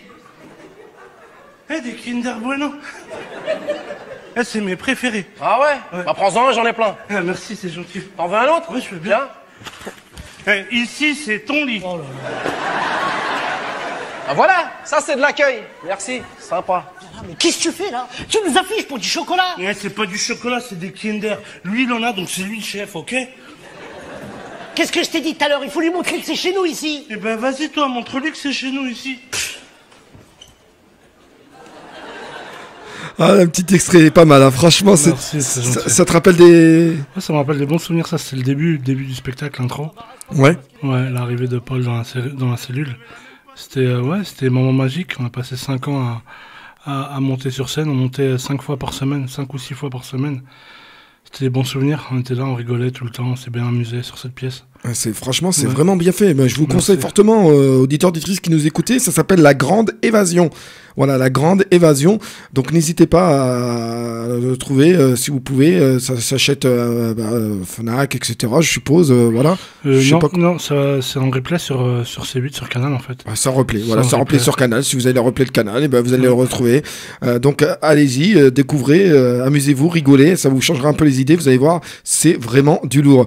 Donc c'est vraiment un spectacle qui t'a, franchement, qui t'a marqué, quoi, Ah ouais, bien sûr. En fait, tu sais, on est passé du stand-up au théâtre. Donc oui, c'est vrai que c'est une première. Ouais, c'est une première. Le stand-up, c'est, tu peux, tu sais, dès que t'entends un bruit ou quoi, tu sais, y a personne qui te donne la réplique, tu peux retomber sur tes pattes en improvisant, en parlant avec les gens, tout ça. Mais là, c'est du théâtre, en fait. Quand il y a quelqu'un qui te donne la réplique, faut que tu termines sur le bon mot pour lui donner son départ à lui. C'est notre approche, c'est différent. Ouais, c'est différent. Le public est différent aussi ou? Le public est différent, même si on avait chacun notre public qui venait nous voir, les rires sont différents. Il y a le troisième mur qu'il faut pas dépasser. On peut pas parler avec le public, même si on entend les gens rigoler. Si on peut pas parler avec le public, on peut pas réagir avec le public, même si le public intervenait pendant le spectacle. On pouvait pas sortir de ça en fait. Ouais, vous êtes vraiment vous êtes dedans, vous êtes exactement. Donc c'est vraiment de la concentration, concentration. Oui, il y a quand même des petits voilà des. Ouais, des fois il y avait des fous rires, il y avait des choses. Vous essayez de vous retenir des fois. Ouais, des fois. Et Boudère, il aimait bien partir en impro. Des fois. Il aimait bien partir en impro et du coup, quand il part en impro, t'as pas forcément le bon mot. Tu sais pas quand est-ce qu'il va s'arrêter, tu sais pas quand est-ce qu'il va te donner ta réplique. En fait, c'est à toi de dire ta réplique. Et il improvisait beaucoup et ça, des fois, on me disait, mais tu vas arrêter. Après, moi, je me suis amusé quand il improvisait. J'essayais d'improviser un petit peu, même si j'étais pas aussi drôle que lui, parce que Boudère, c'est. Ça devait pas être évident pour Paul. Ouais, Paul, ouais, il y a des fois où on a bien rigolé, où on se retrouvait derrière quand on se changeait, où t'entendais, ouais, arrête d'improviser et tout, je sais même pas quand. Et moi, je rigolais, c'est des moments uniques, des moments où on se rappellera toujours. Alors, par rapport à ce spectacle, vous avez été faire un peu le Tour de France ou? On a fait, ouais, Tour de France, on a fait le Marrakech du Rire aussi avec ce spectacle. Après, on a joué à l'Apollo Théâtre, on l'a joué à la Comédie de Paris, ça s'est super bien passé, on a eu beaucoup de salles pleines. Ouais, c'est un tournant de c'est notre que du vie. bonheur. C'est que du bonheur, c'est un tournant de notre vie. Justement, tu vas me parler du Marrakech du Rire que tout le monde connaît, qu'on découvre aussi en rediffusion sur M6 ou même en direct sur M6, etc. Ouais. Alors, est-ce que c'est différent des autres festivals, spectacles du rire que tu as pu découvrir? Ouais, non, pour moi, c'est le plus grand festival d'humour au monde. Même si on ne connaît pas les festivals anglo-saxons et... Donc là, pour ça, aussi, tu gardes vraiment... En fait, c'est du pur kiff tout ce que tu fais au niveau de ce métier. En fait, tu rentres sur scène, au premier rire que tu entends, c'est un mur. En fait, tu prends un mur, tu prends 3500, 4000 personnes dans la face, comme ça. Et quand tu regardes le public, tu te dis, mais quoi, ils sont venus pour nous. C'est extraordinaire, c'est extraordinaire. Donc ça dure combien de temps, ce Marrakech du Rire? En principe, c'est... En principe, c'est du mercredi au dimanche. Du mercredi au dimanche. Le dimanche, à l'époque, il y avait un match de foot pour les associations là-bas du Maroc. Oui, c'est vrai. Donc, ils ont arrêté le match de foot, le match de gala. Mais sinon, il y a des spectacles. À chaque fois, ils mettent le spectacle d'une personne connue juste avant. Justement, mercredi, jeudi. En parlant du Marrakech du Rire et des spectacles que tu as pu faire, est-ce qu'il y en a d'autres en dehors de la France que tu as pu faire, même que ce soit au Maroc? Est-ce que tu es déjà parti faire du spectacle en Algérie ou en Tunisie? Ouais, j'ai joué en Algérie. C'était ma première en Algérie. J'ai joué sous la khaïma du Sofitel. D'accord. Il y avait une tente là-bas qui pouvait accueillir 3000 personnes. C'était pourquoi? Un festival? C'était pendant le mois du Ramadan en fait. On jouait, il y avait des soirées. Alors le fait de retourner dans ton pays, excuse-moi Waïd, le fait de retourner dans ton pays, le public algérien. Mais moi, ils pensaient que j'étais marocain au début, avec Jamel Debbouze. Comme je jouais avec Jamel Debbouze, ils pensaient que j'étais marocain. Quand ils ont appris que j'étais algérien, ils se sont dit, il est algérien comme nous. C'était la Champions League. C'était franchement. Pour te dire, ma première en Algérie, j'ai joué mon spectacle en entier. Je joue 2 minutes. Pendant 2 minutes, je bafouille, je bégaye, je blablabla. Après, j'ai dit stop. Je me suis arrêté. Je dis, on va reprendre parce que c'est un choc en fait. Première fois que je joue dans mon pays devant. Si on va reprendre depuis le début, j'ai repris ma respiration, j'ai repris un petit peu mes émotions et on a repris depuis le début. Mais c'était extraordinaire. Extraordinaire. Ils réalissaient surtout.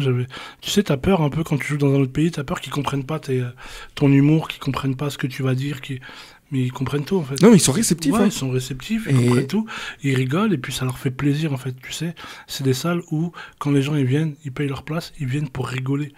C'est pas les salles où les gens ils vont venir pour dire ouais vas-y t'es marrant, vas-y fais-nous rire. Non, c'est vraiment ils viennent pour passer une bonne soirée, pour rigoler, pour.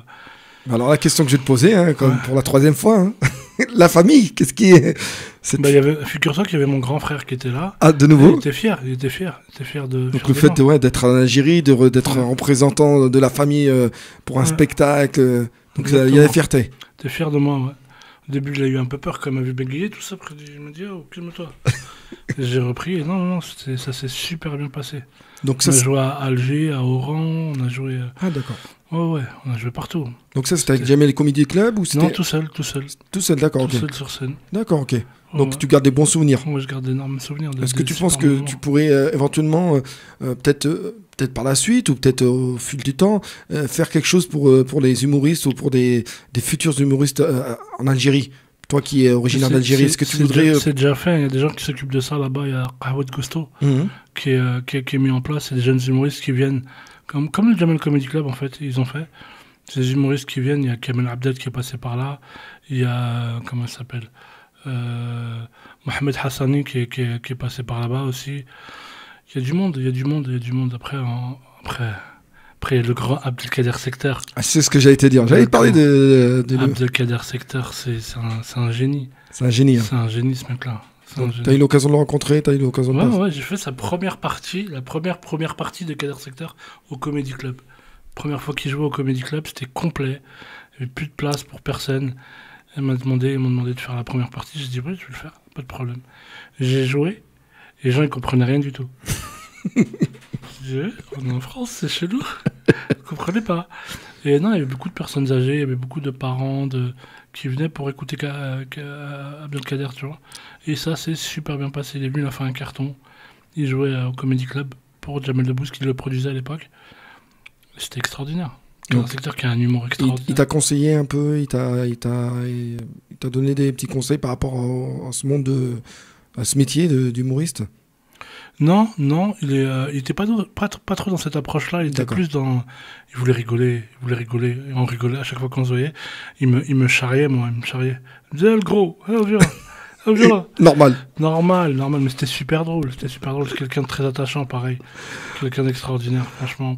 On va en savoir davantage encore sur notre cher invité Wahid. Il est déjà 23h16 dans quelques instants. Page de pub, mon cher Wahid. Déjà. Ça passe vite. Et on va parler de ton spectacle. Grâce à Anthony, justement, ton spectacle que tu as fait, on va en parler. Puis, Inch'Allah, quand tout va reprendre, tu vas reprendre en principe ce spectacle. On va écouter un extrait tout à l'heure. Pour l'heure, page de pub. Et on se retrouve juste après. Vous êtes toujours avec DJ Nabil. On est bien dans l'émission Tapis Rouge sur France Maghreb 2 depuis 22h. Notre invité, c'est Wahid, humoriste comédien, qui est avec moi. Oui, bonjour. Tout va bien.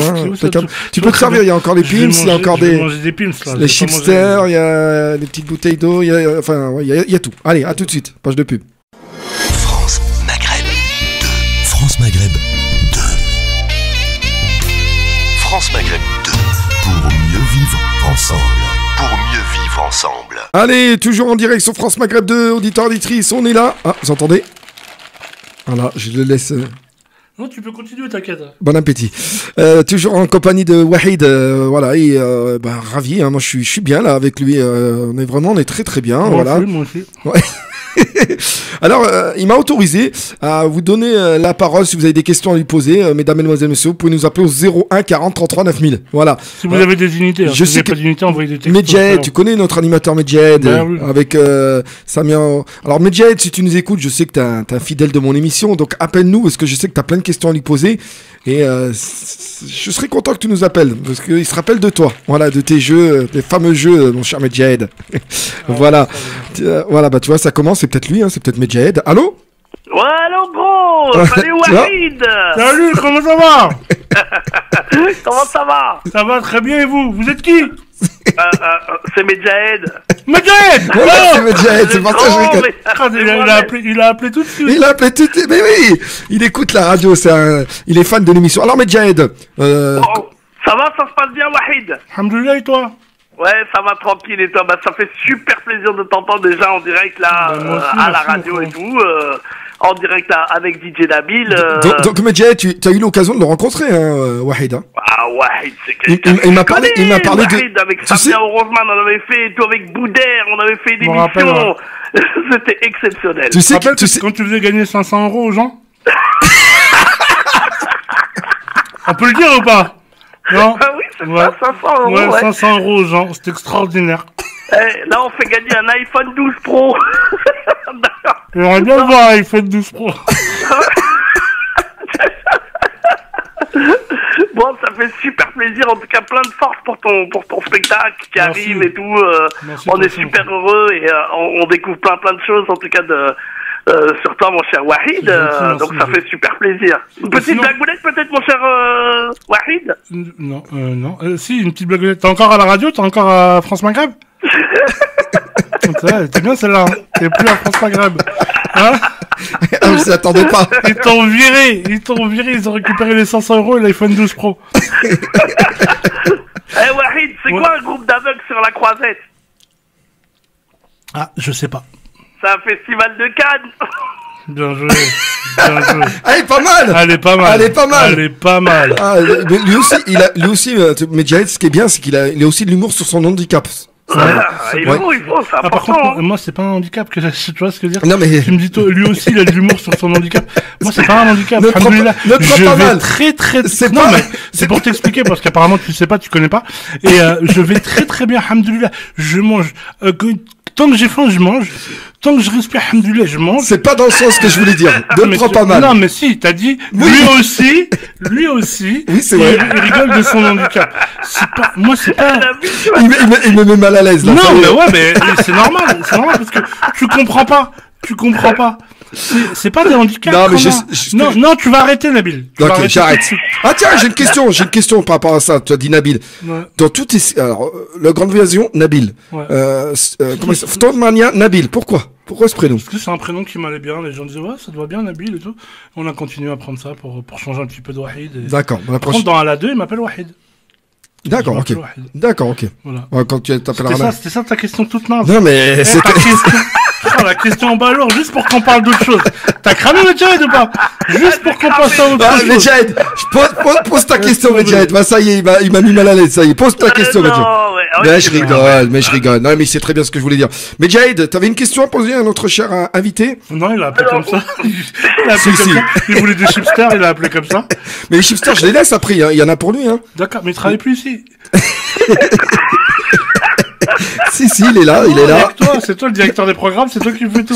Non, moi, je m'occupe juste de la programmation musicale. Le reste, c'est lui. Lui, l'avantage, c'est qu'il a des iPhones. Il a de l'argent, il a plein de trucs à faire gagner. J'ai jamais vu d'iPhone. Bah, mais ils sont pas là. Même un iPhone 12 d'un invité, je l'ai jamais vu ici. D'accord? De quoi vous parlez? Et 500 €. La dernière fois, on avait fait gagner quelqu'un. Il a dit non, il a pas gagné. Extraordinaire, quand même. Ah non, ça a évolué, ça y est, maintenant. On a des budgets. T'as trouvé 8 € ou pas, au moins, à faire venir. Je te promets, les prochains 8 €, je te les file direct, on s'achète un bon grec de ouf. Ah ouais, c'est mieux, t'as raison. Tu vois, là, tu dis rien. Il t'a dit grec, pourquoi il a pas dit salade ou autre chose? Non, parce qu'il sait que je mange des grecs, en fait, on a le droit de manger des grecs. Moi, je me suis renseigné même. Bah oui, c'est renseigné. J'avais un grec avant. Je travaillais dans un grec avant. Ah, d'accord, c'est pour ça. Ouais, mais c'est super sympa, mais et aussi, je sais que tu vas faire aussi plein de choses. Et que tu vas faire aussi, tu vas continuer. D'abord, arrête, je veux rien faire du tout, arrête. C'est pas vrai, faut pas mentir aux gens, faut dire la vérité aux gens. Pour l'instant, il y a rien du tout. Je fais rien, je suis devant la télé, je regarde la télé, dès que j'ai fini Netflix.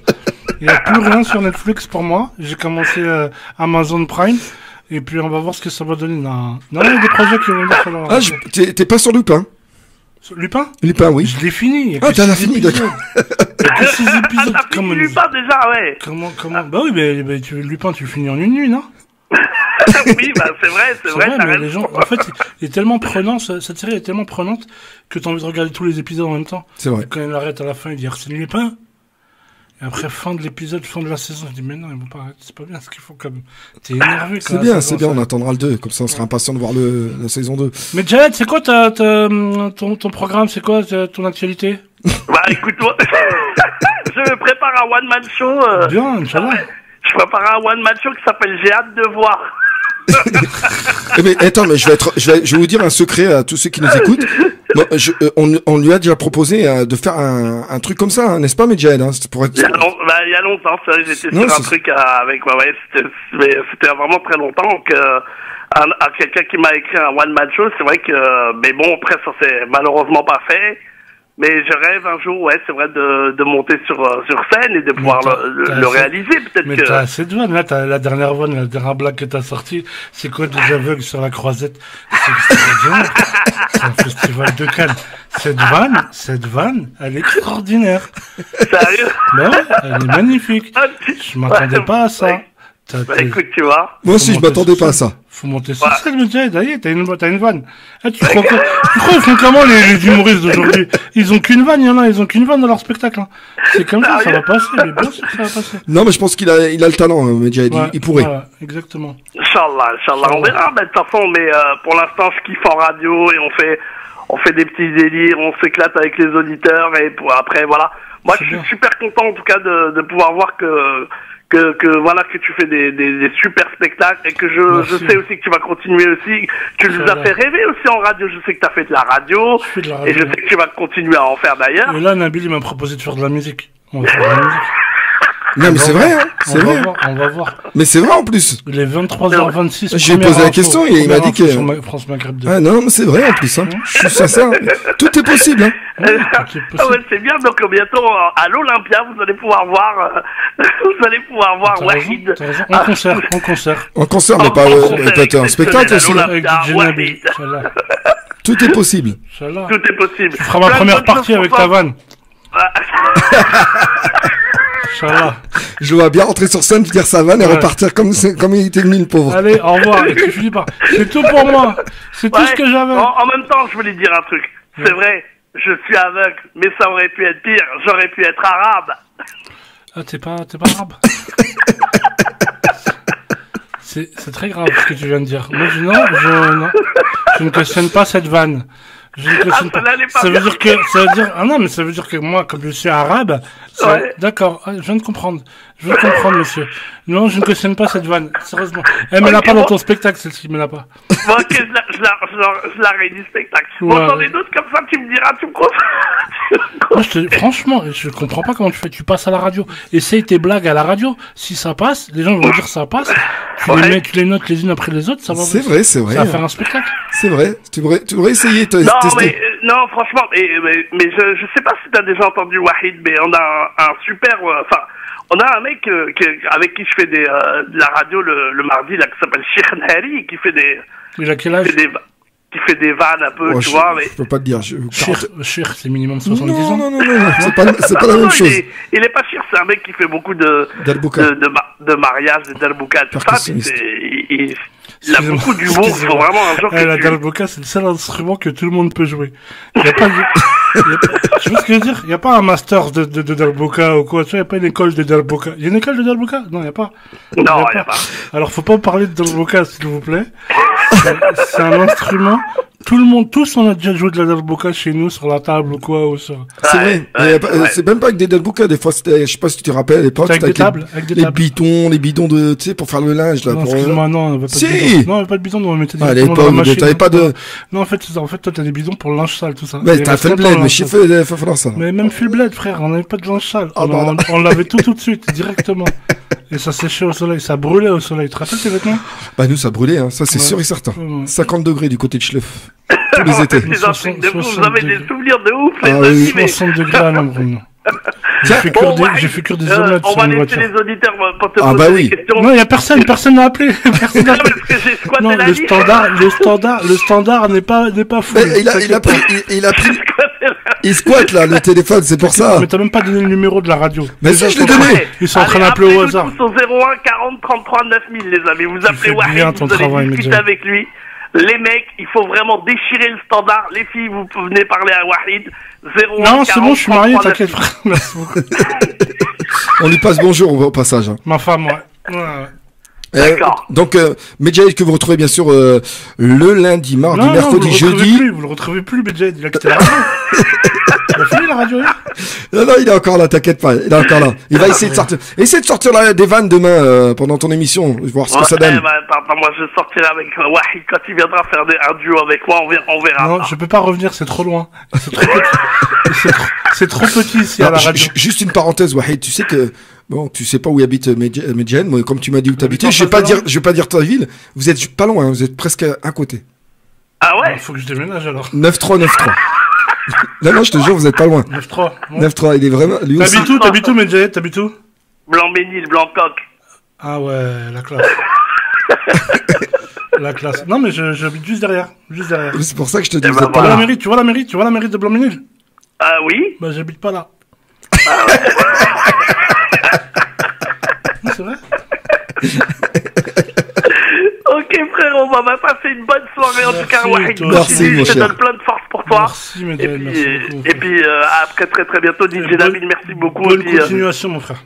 Et puis voilà, et continuez les gars, appelez donc Wahid, on va rigoler avec vous tous et vous toutes pour lui poser vos questions. 01 40 33 9000. 01 40 33 9000. Merci Medjahed. Salut. Bonne soirée, ciao. Salut, ciao. Ah, la sacrée Medjahed. Quelle bombe atomique. Ah bah là, pour être une bombe atomique, il a toujours le sourire et rigole tout le temps. Et il a bien raison. Le temps de recevoir peut-être... Sérieusement, vous faites gagner l'iPhone 12 Pro ici? Oui, tout à fait. Mais c'est le seul. Comment on fait pour gagner l'iPhone? C'est lui, c'est le seul, avec ses jeux à lui. Moi, je rentre pas là-dedans, donc j'ai pas la chance de faire gagner autant de... Moi, j'ai les maillots. J'ai des maillots... Il n'y a pas ma taille, laisse tomber. Si, il y a ta taille, justement, c'est des maillots personnalisés. Donc c'est des maillots de foot. L'avantage c'est que tu prends ton club de ton choix, tu prends ton pays de ton choix ou ton pays de ton choix. T'as le flocage qui est offert, t'as le numéro qui est offert, t'as la taille du maillot qui est offert. Enfin tout est compris dedans. Non, en Algérie, faut pas. Donc tu me dirais ce que tu veux, c'est moi qui l'Algérie, je veux l'Algérie. D'accord. Le vert, le blanc. Le blanc. Le blanc, il est beau. Le blanc, ouais, il est beau. Voilà. Super beau. Pas de souci. Bah tu me donneras la taille, tu me donnes ton flocage derrière de ce que tu veux mettre, tu me donnes taille le nom. XXS. Non, pas de souci, t'inquiète pas. Voilà. Très bien. Merci On en parlera à la fin de l'émission. Je prendrai. C'est moi qui l'offre. Excusez-moi la direction, mais bon, je prends la responsabilité. Bah non, mais c'est un jeu. On fait gagner. Voilà, c'est le jeu parce que t'as deviné la blague. Toujours vous faites gagner les participants, ceux qui appellent tout ça. Non, moi j'offre. Bah, t'offres. J'offre. Là, j'offre. Et la plupart, j'offre beaucoup de compiles, mais les maillots, bon, après, j'essaie de faire gagner, mais j'essaie d'être gentil. T'as une compile Plusieurs compiles, oui, comme certains DJ.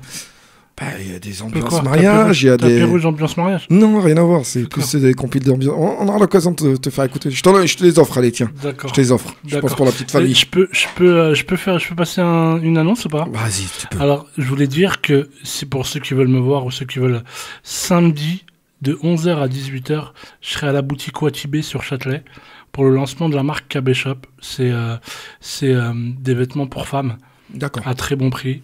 Donc si vous voulez passer, vous êtes tous et toutes les bienvenus. Watibé, c'est section d'assaut. Ouais, exactement. C'est 29 rue de la Ferronnerie à Châtelet, sur Paris. Voilà. 24 rue de la Ferronnerie. La Ferronnerie, d'accord. Voilà. Du côté de Châtelet. Du côté de Châtelet. La boutique Watibé, vous demandez la boutique Watibé, je serai là-bas de 11h à 18h. D'accord. Voilà. Et ben, Inch'Allah, si vous avez pu écouter, donc du côté de Châtelet, 11h-18h, la boutique Watibé, donc c'est inauguration. C'est inauguration, c'est le lancement d'une marque en fait qui s'appelle KB Shop. Et puis, KB Shop, donc. C'est vêtements pour femmes uniquement. Bon, il y a la taille pour tout le monde. Il y a de la taille pour tout le monde. Venez toutes et tous. Et puis, voilà. D'ici la fin de l'émission, on aura l'occasion de redonner tranquillement tous ces éléments pour que justement les gens puissent éventuellement aller faire un petit tour et puis découvrir cette boutique donc du côté de Châtelet, donc la boutique dont notre cher invité Wahid sera là-bas dès samedi entre 11h et 18h. On va parler justement de ton dernier spectacle. Ouais. Donc, t'as un spectacle. C'est pas Paul Serré qui l'a. Non, c'est moi qui l'ai écrit. C'est toi. Bah, non.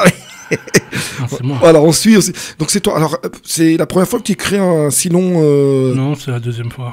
Alors c'est la deuxième fois. Le spectacle avant, il s'appelait Wahid avant quand j'étais gros. Parce que j'avais maigri à un moment donné. D'accord. Et non, j'ai écrit le spectacle. En fait, c'était une dédicace pour le spectacle de Mousse Diouf. Comme c'était un grand de chez nous. Il avait appelé son spectacle avant quand j'étais noir et j'ai voulu faire un petit clin d'œil à son spectacle en disant avant quand j'étais gros. Et là, c'est le deuxième spectacle qui s'appelle Grey's Anatomy. Je parle de tout, de mes voyages, de mes maladies, de tout, de mon corps, des rencontres avec les femmes, de mon mariage, de tout. Donc ouais, tu parles vraiment sans gêne sans gêne de la maladie, de tout. Et voilà, j'ai envie de dire aux gens qu'on peut rigoler de tout. À condition que la personne qui est en face l'accepte. D'accord. C'est tout. Et puis moi, j'accepte de rire, qu'on rit de moi. J'accepte qu'on... Et pourquoi ce titre, Grey's Anatomy? Alors, il faut savoir que moi, j'aimais beaucoup Grey's Anatomy avant. Je regardais beaucoup. Et ça se passait, c'était en France tous les mercredis soirs. Ouais, c'est ça. Et comme je devais jouer le mercredi soir, au début, je jouais le mercredi soir. J'appelais ça Grey's Anatomy, comme ça... Les filles, elles pouvaient venir voir, comme c'est une série spécialement pour les femmes. C'est les femmes qui regardent ça. Les femmes, elles venaient voir le spectacle. Voilà. Ouais, juste pour donner une petite info, c'est vrai qu'avant le Covid, avant qu'il y ait eu tous ces problèmes-là, et presque c'était souvent complet. C'était ouais, quasiment tout le temps complet. Tout le temps complet. Au Comedy Club, tous les vendredis et samedis. Là, on devait reprendre le 2 février, malheureusement, c'est repoussé. Comme c'est repoussé à cause du Covid, on va sûrement reprendre au mois de mars, normalement. Je pense que c'est au mois de mars, mi-mars, fin mars. Ouais, tout le monde sera au courant, On va faire des annonces sur Internet. Ouais, justement, on aura l'occasion de donner tes réseaux, donc les réseaux sociaux. Instagram, wahid.bouzidi, voilà. C'est mon famille. Et Facebook aussi. La même chose. La même chose. Donc, si vous voulez vous renseigner, vous allez sur mon Insta. Vous tapez Wahid. Attention, il y a plusieurs Insta, il y a plusieurs noms, il y a plusieurs Insta à mon nom.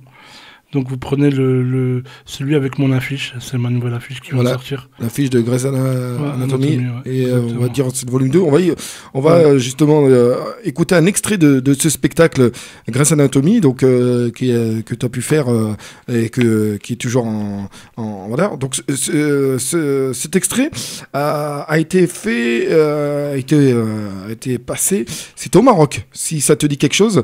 Ça s'appelait L'Afrique du rire à Casablanca. Oui. Spectacle d'humour aux couleurs, c'était présenté par Wallace. Voilà. Donc, tu représentais l'Algérie d'après ce que j'ai pu découvrir. Parce qu'il y avait Saïdou Abacha. Voilà, Cameroun. Il y avait Rachid Badouri, Maroc. Voilà, ce Maroc à Côte d'Ivoire. Voilà, Côte d'Ivoire, oui, voilà, c'est ça. Tout à fait. Je vois Côte d'Ivoire. Il y avait Patson qui était là aussi. Exactement. Voilà, Cravate. Voilà, il y avait... Patson, Digbe Cravate. Il y avait Gou. Non, c'était bien. Public marocain alors. Public marocain, on était au Sénégal. Comment étaient les publics marocains? Extraordinaire, à Casa, c'était extraordinaire. Donc une grande salle aussi, 3000, 4000, 5000 Non, c'était 2500, je crois. Ouais, 2500 2500, ouais. Donc plus facilité, ils parlent... Ouais, non, ils comprennent tout. Casa, c'est... Ouais, c'est ce que j'allais dire. C'est la France, Casa, non, ils comprennent tout. Bien habillés, tu sais, c'était la sortie, t'avais l'impression que c'était la sortie du mois, ils étaient tous bien habillés, les femmes étaient en robe de mariage, les hommes avec des costumes de papillons, tout ça. C'était vraiment très très bien, on a passé on a fait une tournée, j'ai gardé un super beau souvenir de cette tournée. Et parce que vous n'avez pas fait qu'à Casa, tu me disais là à l'instant. Non, on a fait Casa, Marrakech, Dakar. Voilà, vous êtes parti aussi en dehors de... Dakar, on a fait après moi j'ai pas été ils ont été au Togo, je crois. Ils ont été au Togo. Et non, bien. Ah, c'est génial, ça. Super belle tournée, ouais. Ça s'appelle l'Afrique du Rire. C'était bien mis en scène. C'était très, très bien. C'est voilà ce qui nous avait invités. On était une quinzaine sur scène, je crois. Magnifique. Ouais. Franchement, avec tout ce que tu as pu faire, de ce qu'on a pu découvrir, c'est vraiment d'agréables moments, des super, des trucs. Moi, c'est un plaisir, franchement. Si je prends pas de plaisir, si je me dis pas, je vais aller pour m'amuser, je prends pas, je fais pas. Je préfère être comme ça que venir à reculons. On va découvrir un de tes sketchs qui s'est déroulé justement dans ce spectacle L'Afrique du Rire, c'était à Casablanca. Et ben on va écouter, et bien sûr c'est un extrait de Grey's Anatomy. Comment ça va, Casa? J'adore, ça va, Bogus, c'est pas bien? Attendez, je vais vous poser une question. Levez la main ceux qui trouvent que je suis gros. Tous ceux qui n'ont pas levé la main, vous êtes des gros mythos. Et à 150 kilos, t'es gros, c'est sûr. Et à partir du moment où ton médecin il te pèse sur 2 balances, c'est un indice. En plus, moi, il me disait, c'est bizarre, le côté gauche, il est plus lourd que le côté droit. Après, c'est une question d'acceptation sociale. Moi, au Japon, je suis un demi-dieu. En Inde, je suis une vache, mais je suis une vache sacrée. Et en France, je suis qu'un gros porc. En France, nous les gros, on est toujours obligés de trouver des excuses. Même quand on mange aux bonnes heures, toujours obligés de trouver des excuses. La dernière fois, je mangeais à midi, il y a une femme, elle est venue, elle m'a dit, t'en as pas marre de manger, franchement? C'est parce que j'ai pas pris de petit-déj, c'est pour ça. Et même quand je mâche un chewing-gum, les gens ils se disent, j'en suis sûr que c'est un chewing-gum goût poulet rôti. Non mais ça va, moi de mon point de vue, je me trouve grave beau gosse. Merci. Moi je me croise dans la rue, moi je me drague tout de suite. Moi quand je suis torse nu devant mon miroir, c'est à qui ça? C'est à moi ça? Moi j'adorerais me faire draguer, sérieusement. Une petite parenthèse, en France ils ont sorti une loi, 90 € d'amende pour regard appuyé. Mais appuyons. Je vous balancerai pas les filles. Moi, j'aimerais bien que les filles me courent après. Ça tombe bien, je cours pas vite. Non, sérieusement, c'est un kiff, les mecs, sérieusement. Il y a des mecs ce soir et des hommes ce soir dans la salle, applaudissez les mecs. Sérieusement, les hommes. C'est pas un kiff de se faire draguer. En plus, tu mesures ton degré de bogosité par rapport à la fille qui vient de draguer. Moi, la dernière fois, je me suis fait draguer par une grosse. Je suis pas à domicile, je suis pas grossophobe, je suis à domicile, t'inquiète pas. Elle est arrivée, elle avait de la mayonnaise sur la joue. Moi, j'ai pris une frite, j'ai saucé direct. Après, elle a étalée comme une crème de jour. Coup de foudre au McDonald's, sérieusement. Non, j'aimais bien cette fille, on avait des points en commun, tout ça. On s'échangeait nos soutiens-gorge, c'était bien. Non, ouais, sérieusement. Moi, j'aime bien les filles un peu fragiles, les femmes un peu blessées. Moi, pendant des années, j'ai dragué aux urgences. J'étais un beau gosse, là. Et moi, je suis de ceux qui pensent que la femme n'est pas l'égale de l'homme. Vous êtes plus fortes que nous, les femmes, sérieusement. Applaudissez-vous, les femmes, vous êtes trop fortes. Les femmes, vous pouvez nous mettre à terre avec une phrase. Je te quitte.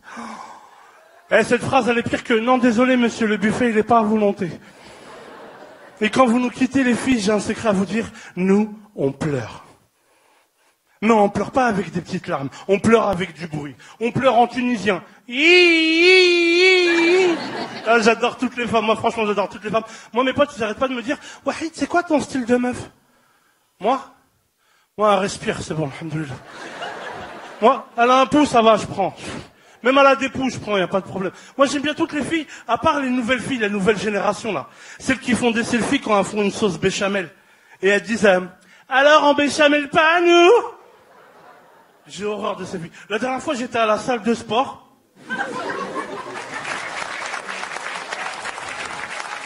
J'étais à la salle de sport, et il y a une fille, elle faisait pas de sport, elle faisait que des selfies. Elle disait, alors on se porte pas, nous? Elle, sur sa pierre tombale, il va y avoir écrit, alors on meurt pas, nous? Et je vous ai pas dit, au fait, je me suis marié. Merci, c'est gentil. Ça me fait plaisir, merci. Je l'ai rencontré au Quick, et j'ai franchement un coup de foudre, sérieusement. Mais j'étais pas prêt pour la vie en couple. Les femmes, vous êtes fatigantes, sérieusement. Quand on a décidé de se marier, on a été visiter les salles. Si, t'as raison. On a été visiter les salles, et là on est tombé sur un propriétaire qui m'avait reconnu. Il m'a dit, Wahid, j'adore ce que tu fais, je suis fan de toi, je vais faire un truc que j'ai jamais fait de ma vie, je vais t'offrir la salle, le traiteur, la décoration, et même la limousine. Oh, dans ma tête, ça faisait moins 5 000, moins 25 000, contre. Et là, je vois ma femme, elle fait une tête bizarre. Je lui dis, qu'est-ce qu'il y a? Elle me dit, non, c'est pas assez féerique. Féerique. 25 000 €, c'est pas féerique. Alors j'ai été voir le mec, j'ai dit, excusez-moi, on va devoir refuser, désolé. Ouais, parce qu'apparemment, il y a la Reine des Neiges qui veut se marier à Disneyland. Non, vous êtes fatigantes, les femmes, sérieusement. Les femmes, vous aimez pas nous voir inactifs? Moi, j'étais allongé toute la journée sur le canapé, et quand ma femme a rentré du travail, elle me disait, t'en as pas marre d'être allongé toute la journée comme ça, mais qu'est-ce que tu fous tes journées? Mais j'écris des vannes pour mon spectacle. Ah ouais, elle est belle la vie pour toi, hein. Tu bosses 1 fois par mois et tu gagnes 3 fois plus que moi. Ah, mais toi, t'es pas marrante aussi. Non, sérieusement, j'ai dit, non. Je suis revenu, C'était un extrait, ça te rappelle quelque chose? Ouais, ça me rappelle la bonne ambiance qu'il y avait là-bas à Casa, c'était extraordinaire. Donc bien sûr c'est le sketch, le spectacle bien sûr de notre cher invité qui s'appelle Wahid. Pour ceux qui viennent de nous rejoindre, c'est DJ Nabil, on est sur France Maghreb 2, l'émission s'appelle Tapis Rouge et on est là maximum jusqu'à minuit. Tu sais que t'es l'artiste. 16 minutes il reste, même pas 15 minutes 30. 15 minutes 30 si on veut, et puis il y a la page de pub. De 2 minutes qu'il faut pas oublier. Voilà. 55. On va dire qu'il nous reste 10 minutes, grosso modo. Donc par rapport à ce spectacle, du renouveau pour la rentrée. Ouais, c'est un spectacle en réécriture en fait. On a bientôt terminé, donc j'espère faire la nouvelle version dès le mois de mars. Donc tu demandes des conseils encore une fois pour l'écriture à certains de tes camarades comme Paul. Je teste en fait. D'accord. Je teste mes blagues et puis si ça passe, je les garde. Si ça passe pas, on réécrit. Donc auprès de qui tu testes? Bonne question. Auprès de ma femme. Voilà. Ouais. Est-ce qu'elle a de l'humour? Est-ce qu'elle a beaucoup d'humour. D'accord. Elle ok. a beaucoup d'humour. On lui passe encore une fois le salam en espérant qu'elle est bien et qu'elle va tenir le coup jusque bon. Je vais pas le garder, vous inquiétez pas au passage. Je vais bientôt arriver, t'inquiète pas. Voilà. Prépare juste à manger, s'il te plaît, j'arrive. Encore Mais c'est des chipsters, c'est pas un repas. Tu peux pas dire à quelqu'un, tiens, mange des chipsters, t'as mangé. Ça devrait couper l'appétit, non? Non, c'est pas. Non, justement, ça m'a ouvert l'appétit. Je te taquine. Donc notre cher Wahid, donc spectacle très prochainement. Donc dès que tout sera ouvert, dès que voilà, vous en saurez davantage. Ses réseaux sociaux, comme il le disait tout à l'heure, Wahid Bouzidi, donc du côté de Instagram, Wahid Bouzidi du côté de Facebook. Mais attention, vous voyez bien le petit affichage. Ouais, sur l'affiche, je suis avec une blouse blanche et je suis en train d'écouter avec mon stéthoscope, je suis en train d'écouter un filet aux fiches. Voilà, donc voilà. C'est sa photo de profil d'Instagram et de Facebook. Si vous avez l'occasion d'aller le rajouter, n'hésitez surtout pas. Et puis donnez votre avis par la même occasion. C'est wahid.comedy même. C'est wahid.comedy. Wahid.comedy. Ouais. Voilà, Wahid.comedy. Donc allez-y, n'hésitez pas. Et puis n'hésitez pas à lui donner, lui poser des questions, puis à lui donner des encouragements. Surtout que tout ce qu'il fait depuis le début, c'est un pur merveille. Merci et je pense que c'est pas encore fini. Il y aura juste une parenthèse par rapport aussi au passage des émissions comme Arthur. Est-ce que c'est différent des spectacles, des sketchs? C'est différent. Chez Arthur, en fait, il te demande d'être toi-même, de t'amuser. Il te dit quel jeu on va faire. Il te dit de t'amuser, il n'y a aucune direction. C'est génial. Juste, tu t'amuses. T'es invité pour t'amuser. Ouais, c'est ça. Et le pire, c'est que c'est un pro, ce gars, parce qu'à chaque fois qu'il fait une émission, il y a toujours quelque chose qui... Ça marche bien. Ça marche super bien. Et là, le fait d'avoir fait ça, franchement, on voit tout de suite, voilà, tout le monde prend la rigolade. Et puis, moi, je suis le premier à être devant la télé, parce que bon, j'aime bien rire et tout. Et puis de redécouvrir, de se dire qu'est-ce qui va se passer, comment ça va se passer ce soir, qu'est-ce qui va se raconter, qui va se chamailler, C'est bien parce qu'il mélange les humours aussi, tu sais. Il prend des Miss France avec Boudère, avec... tu vois. J'ai remarqué le petit Boudère, le pauvre, il est toujours... Non, il est bien dans l'émission, il est bien. Il est toujours appelé pour faire quelque chose, voilà quoi. Non, mais c'est super drôle et on y va avec un grand cœur, en fait, on y va parce que c'est une émission, on sait qu'on va rigoler, on va s'amuser, on va se lâcher, tout ça. Tu sais quoi, Wahid, je te vois bien faire une série, toi, Boudère, Paul Serré, des trucs comme ça, à la H. Tu te rappelles la série H avec Eric Ramsey, Jamel? Je m'en souviens, je la regarde encore. Pour te dire, moi aussi. Ouais. Je vous vois bien dessus, mais différemment, peut-être par rapport à la prison, par exemple. Eux, c'est l'hôpital, peut-être vous, c'est la prison. On avait l'idée de faire ça à un moment donné, c'était un projet, et puis ça s'est pas fait.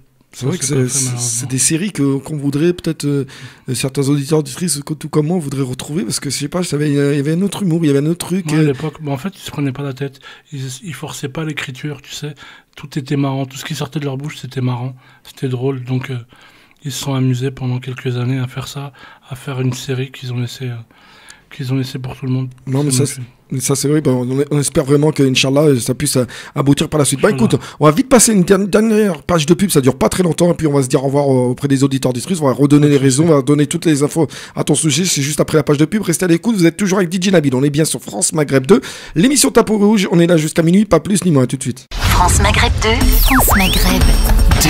France Maghreb 2, ensemble, toute génération. France Maghreb 2, bah voilà, la pub a été rapide. Hein. Ah ouais, très très rapide, il n'y a pas beaucoup d'argent à gratter. Hein. Non, le soir, il n'y en a pas beaucoup. Il faut savoir qu'après minuit, c'est dommage, jusqu'après minuit, il n'y a plus de pub du tout jusqu'à 6h du matin au moins. Donc, c'est ça, c'est la radio publique. C'est la radio publique, bien évidemment. Juste des petites questions vite fait qui vont peut-être te mettre mal à l'aise. Paul Serré ou Boudère? La réponse, vous connaissez, c'est Boudère. Boudère. Même si Paul Serré... S'il nous écoute, Paul Serré, désolé. Hein. Non, t'inquiète pas, Paul, il n'y a rien, parce qu'il est musclé, attention. C'est des questions bizarres, attention.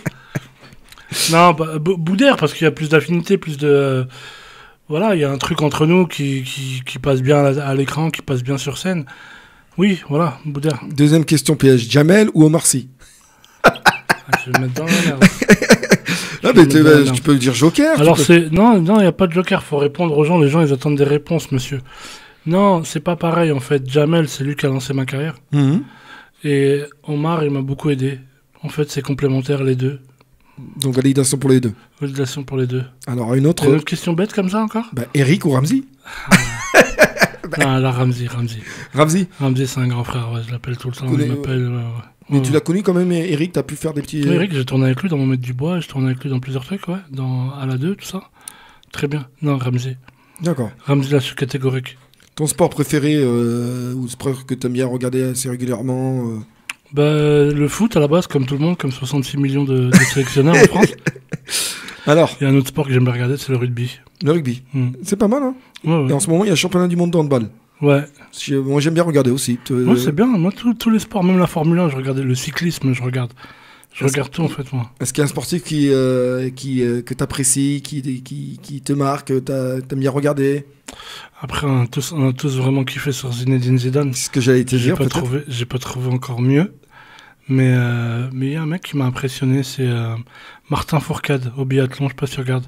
Je regarde beaucoup le biathlon aussi. D'accord, non je suis pas trop bon, mais je connais très bien. Il est 7 fois champion du monde, un truc comme ça, je crois. Il est 7 fois champion olympique, 5 fois champion du monde. D'accord. C'est magnifique, le mec il a une carrière en or, personne n'a entendu parler de lui, personne ne parle de lui comme il faut. Non, c'est vraiment un bon gars. C'est un bon gars. Vraiment un sportif que... Ouais, c'est un sportif que j'apprécie, après plusieurs sportifs, après Zinedine Zidane, après Mohamed Ali, après Mike Tyson. Étant jeune, t'as fait, y a un sport que t'as fait? Je faisais du rugby, moi. Tu faisais du rugby, d'accord. Je faisais du rugby parce que les maillots au foot, ils m'allaient pas. Donc j'étais au rugby parce qu'il y avait des maillots. Non, mais sincèrement, c'est ça? Non, j'étais au rugby parce qu'après la Coupe du Monde 95. C'est vrai. Quand la France est... Quand Benazir rate en demi-finale l'essai de la victoire contre l'Afrique du Sud, j'ai dit non, il faut rattraper ça. T'es vraiment sportif, t'es vraiment... c'est bien, c'est rare. Non, je suis à fond dans le sport, même si ça se voit pas trop. Je suis à fond dans le sport. Donc t'as vu les championnats du monde de judo avec Teddy Riner? Bien sûr, c'est un ami en plus, t'as dit. Donc, on lui passe le bonjour au passage. L'athlétisme avec les commentateurs, avec tout ce qui s'est passé, comme les Françaises qui avaient gagné au 4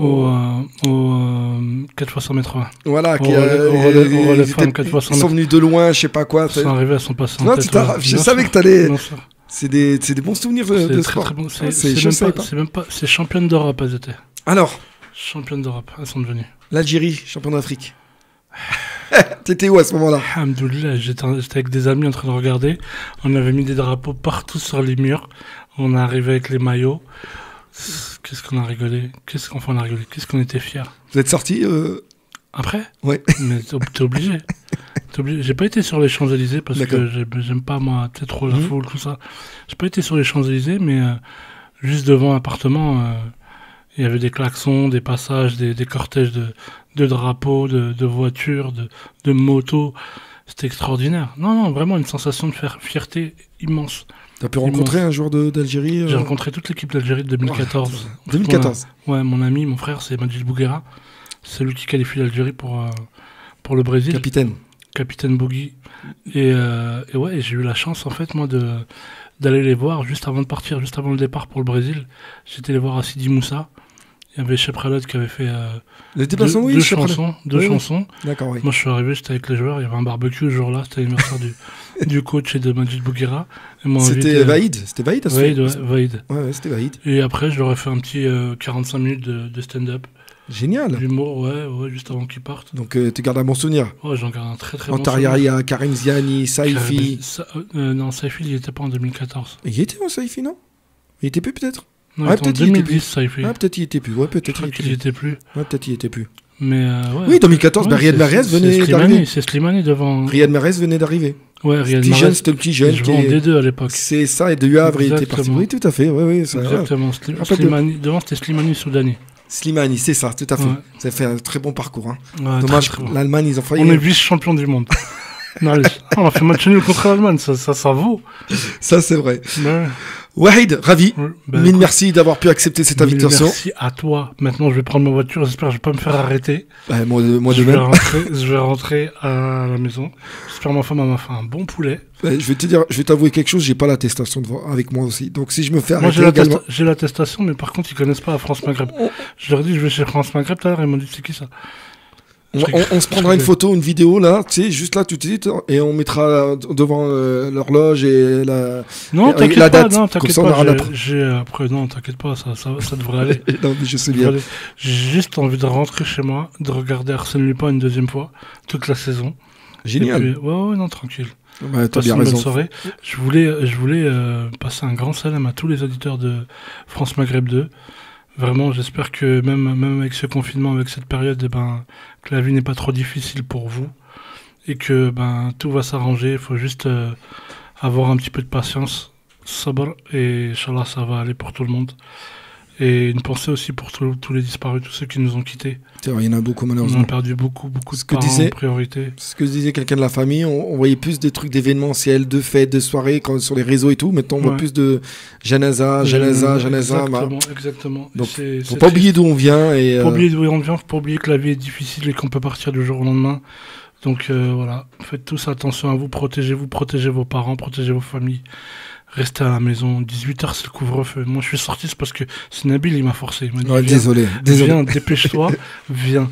Non mais sérieusement, faut que tout le monde fasse attention. Que tout le monde fasse attention parce qu'après, sinon on va pleurer après. Non, mais je sais bien. Ouais, donc, le message a été transmis. Je pense qu'avec la télé, avec tout ce qu'on écoute du matin au soir, je pense que les gens le savent. Donc, faites très, très attention à vous. Parce que l'autre, il veut pas parler encore. Qui ça? Macron. Il veut pas là, parler comme ils ont pris de l'avance, les journalistes, etc. Donc, je pense qu'il attend un petit chouïa pour voir ce qui va se dire. Mais bon, ça, on verra par la suite. Donc, on rappelle tes réseaux sociaux. Donc, Wahid.comedy. Sur Instagram. Voilà, sur Instagram. Wahid.comedy, vous avez bien noté. Et Wahid.bouzidi sur Facebook. Wahid.bouzidi sur Facebook, donc n'hésitez pas. Et samedi, pas oublier de venir au magasin Ouatibé à Châtelet-Léal, 29 rue de la Ferronnerie, de 11h à 18h pour le lancement de la marque KB Shop. Voilà. 29 rue de la Ferronnerie. De la Ferronnerie. Est-ce que tu vois que le métro qui se trouve à côté, peut-être ça peut aider? C'est Châtelet, là. Châtelet, voilà, mais il s'arrête à Châtelet. Tout simplement. Voilà. Donc il sera là-bas ce samedi entre 11h et 18h, donc la boutique Watibi. N'oubliez pas de mettre un masque quand même. Ce qui est logique. De venir avec de l'argent pour acheter des vêtements, tout ça. On sait jamais. Ouais. En tout cas, mille merci mon cher Wahid. Franchement, merci, ça m'a fait vraiment plaisir. Merci. Tu sais que c'est la première personnalité entre guillemets avec qui je suis resté 2 heures tout au long. Donc je suis ravi. Tu m'as arnaqué en vérité. Non, mais tu m'avais accepté, donc moi ça m'a fait vraiment plaisir. 22h minuit, moi j'ai dit d'accord. J'ai prévenu chez moi, j'ai fait une autorisation de sortie, tout ça. C'est pour ça que je t'ai offert les chipsters, les Merci beaucoup. Je vais les prendre avec moi chez moi. Chérie, je ramène des chipsters, ma femme. Je ramène des chipsters, t'inquiète, fais pas à manger. Merci en tout cas. Merci et puis on va se quitter avec une belle musique. Tiens, est-ce que tu as une préférence? Est-ce que dis-moi, tu as une préférence au niveau artiste artiste maghrébin, tiens. Allez, mets-moi Zaouania Kismat. Tu l'as en pas, toi? Oui, Zaouania Kismat. Pourquoi Zaouania? Tiens. J'aime beaucoup cette dame. Est-ce que tu l'as rencontrée? J'ai rencontré à l'Élysée-Montmartre, elle faisait un concert. J'ai rencontré, elle m'a reconnu. Ça s'est super bien passé. Son concert, c'était juste le feu. C'est une dame exceptionnelle. C'est une dame exceptionnelle. Bah, on a eu l'occasion j'ai eu l'occasion de la recevoir ici dans les studios de France Maghreb 2. Ouais, et c'est vrai que tu as eu de la chance. Oui, non, franchement, elle est terrible, elle est machallah. Et puis elle nous racontait un peu ses débuts. Elle nous raconte aussi ça. C'était pas facile. Elle a commencé à une époque où c'était pas facile pour les femmes. Pas facile. Surtout avec ce qui est arrivé en Algérie. Ouais, exactement. Donc voilà, elle nous parlait même de son amitié avec Hasni. Ouais. En plus, donc, elle a vécu des moments difficiles. Oui, elle avait presque elle avait les larmes aux yeux à 2 reprises quand on parlait de ces années noires justement. Ouais. Et c'était l'émission Tapis Rouge avec DJ Nabil sur France Maghreb 2.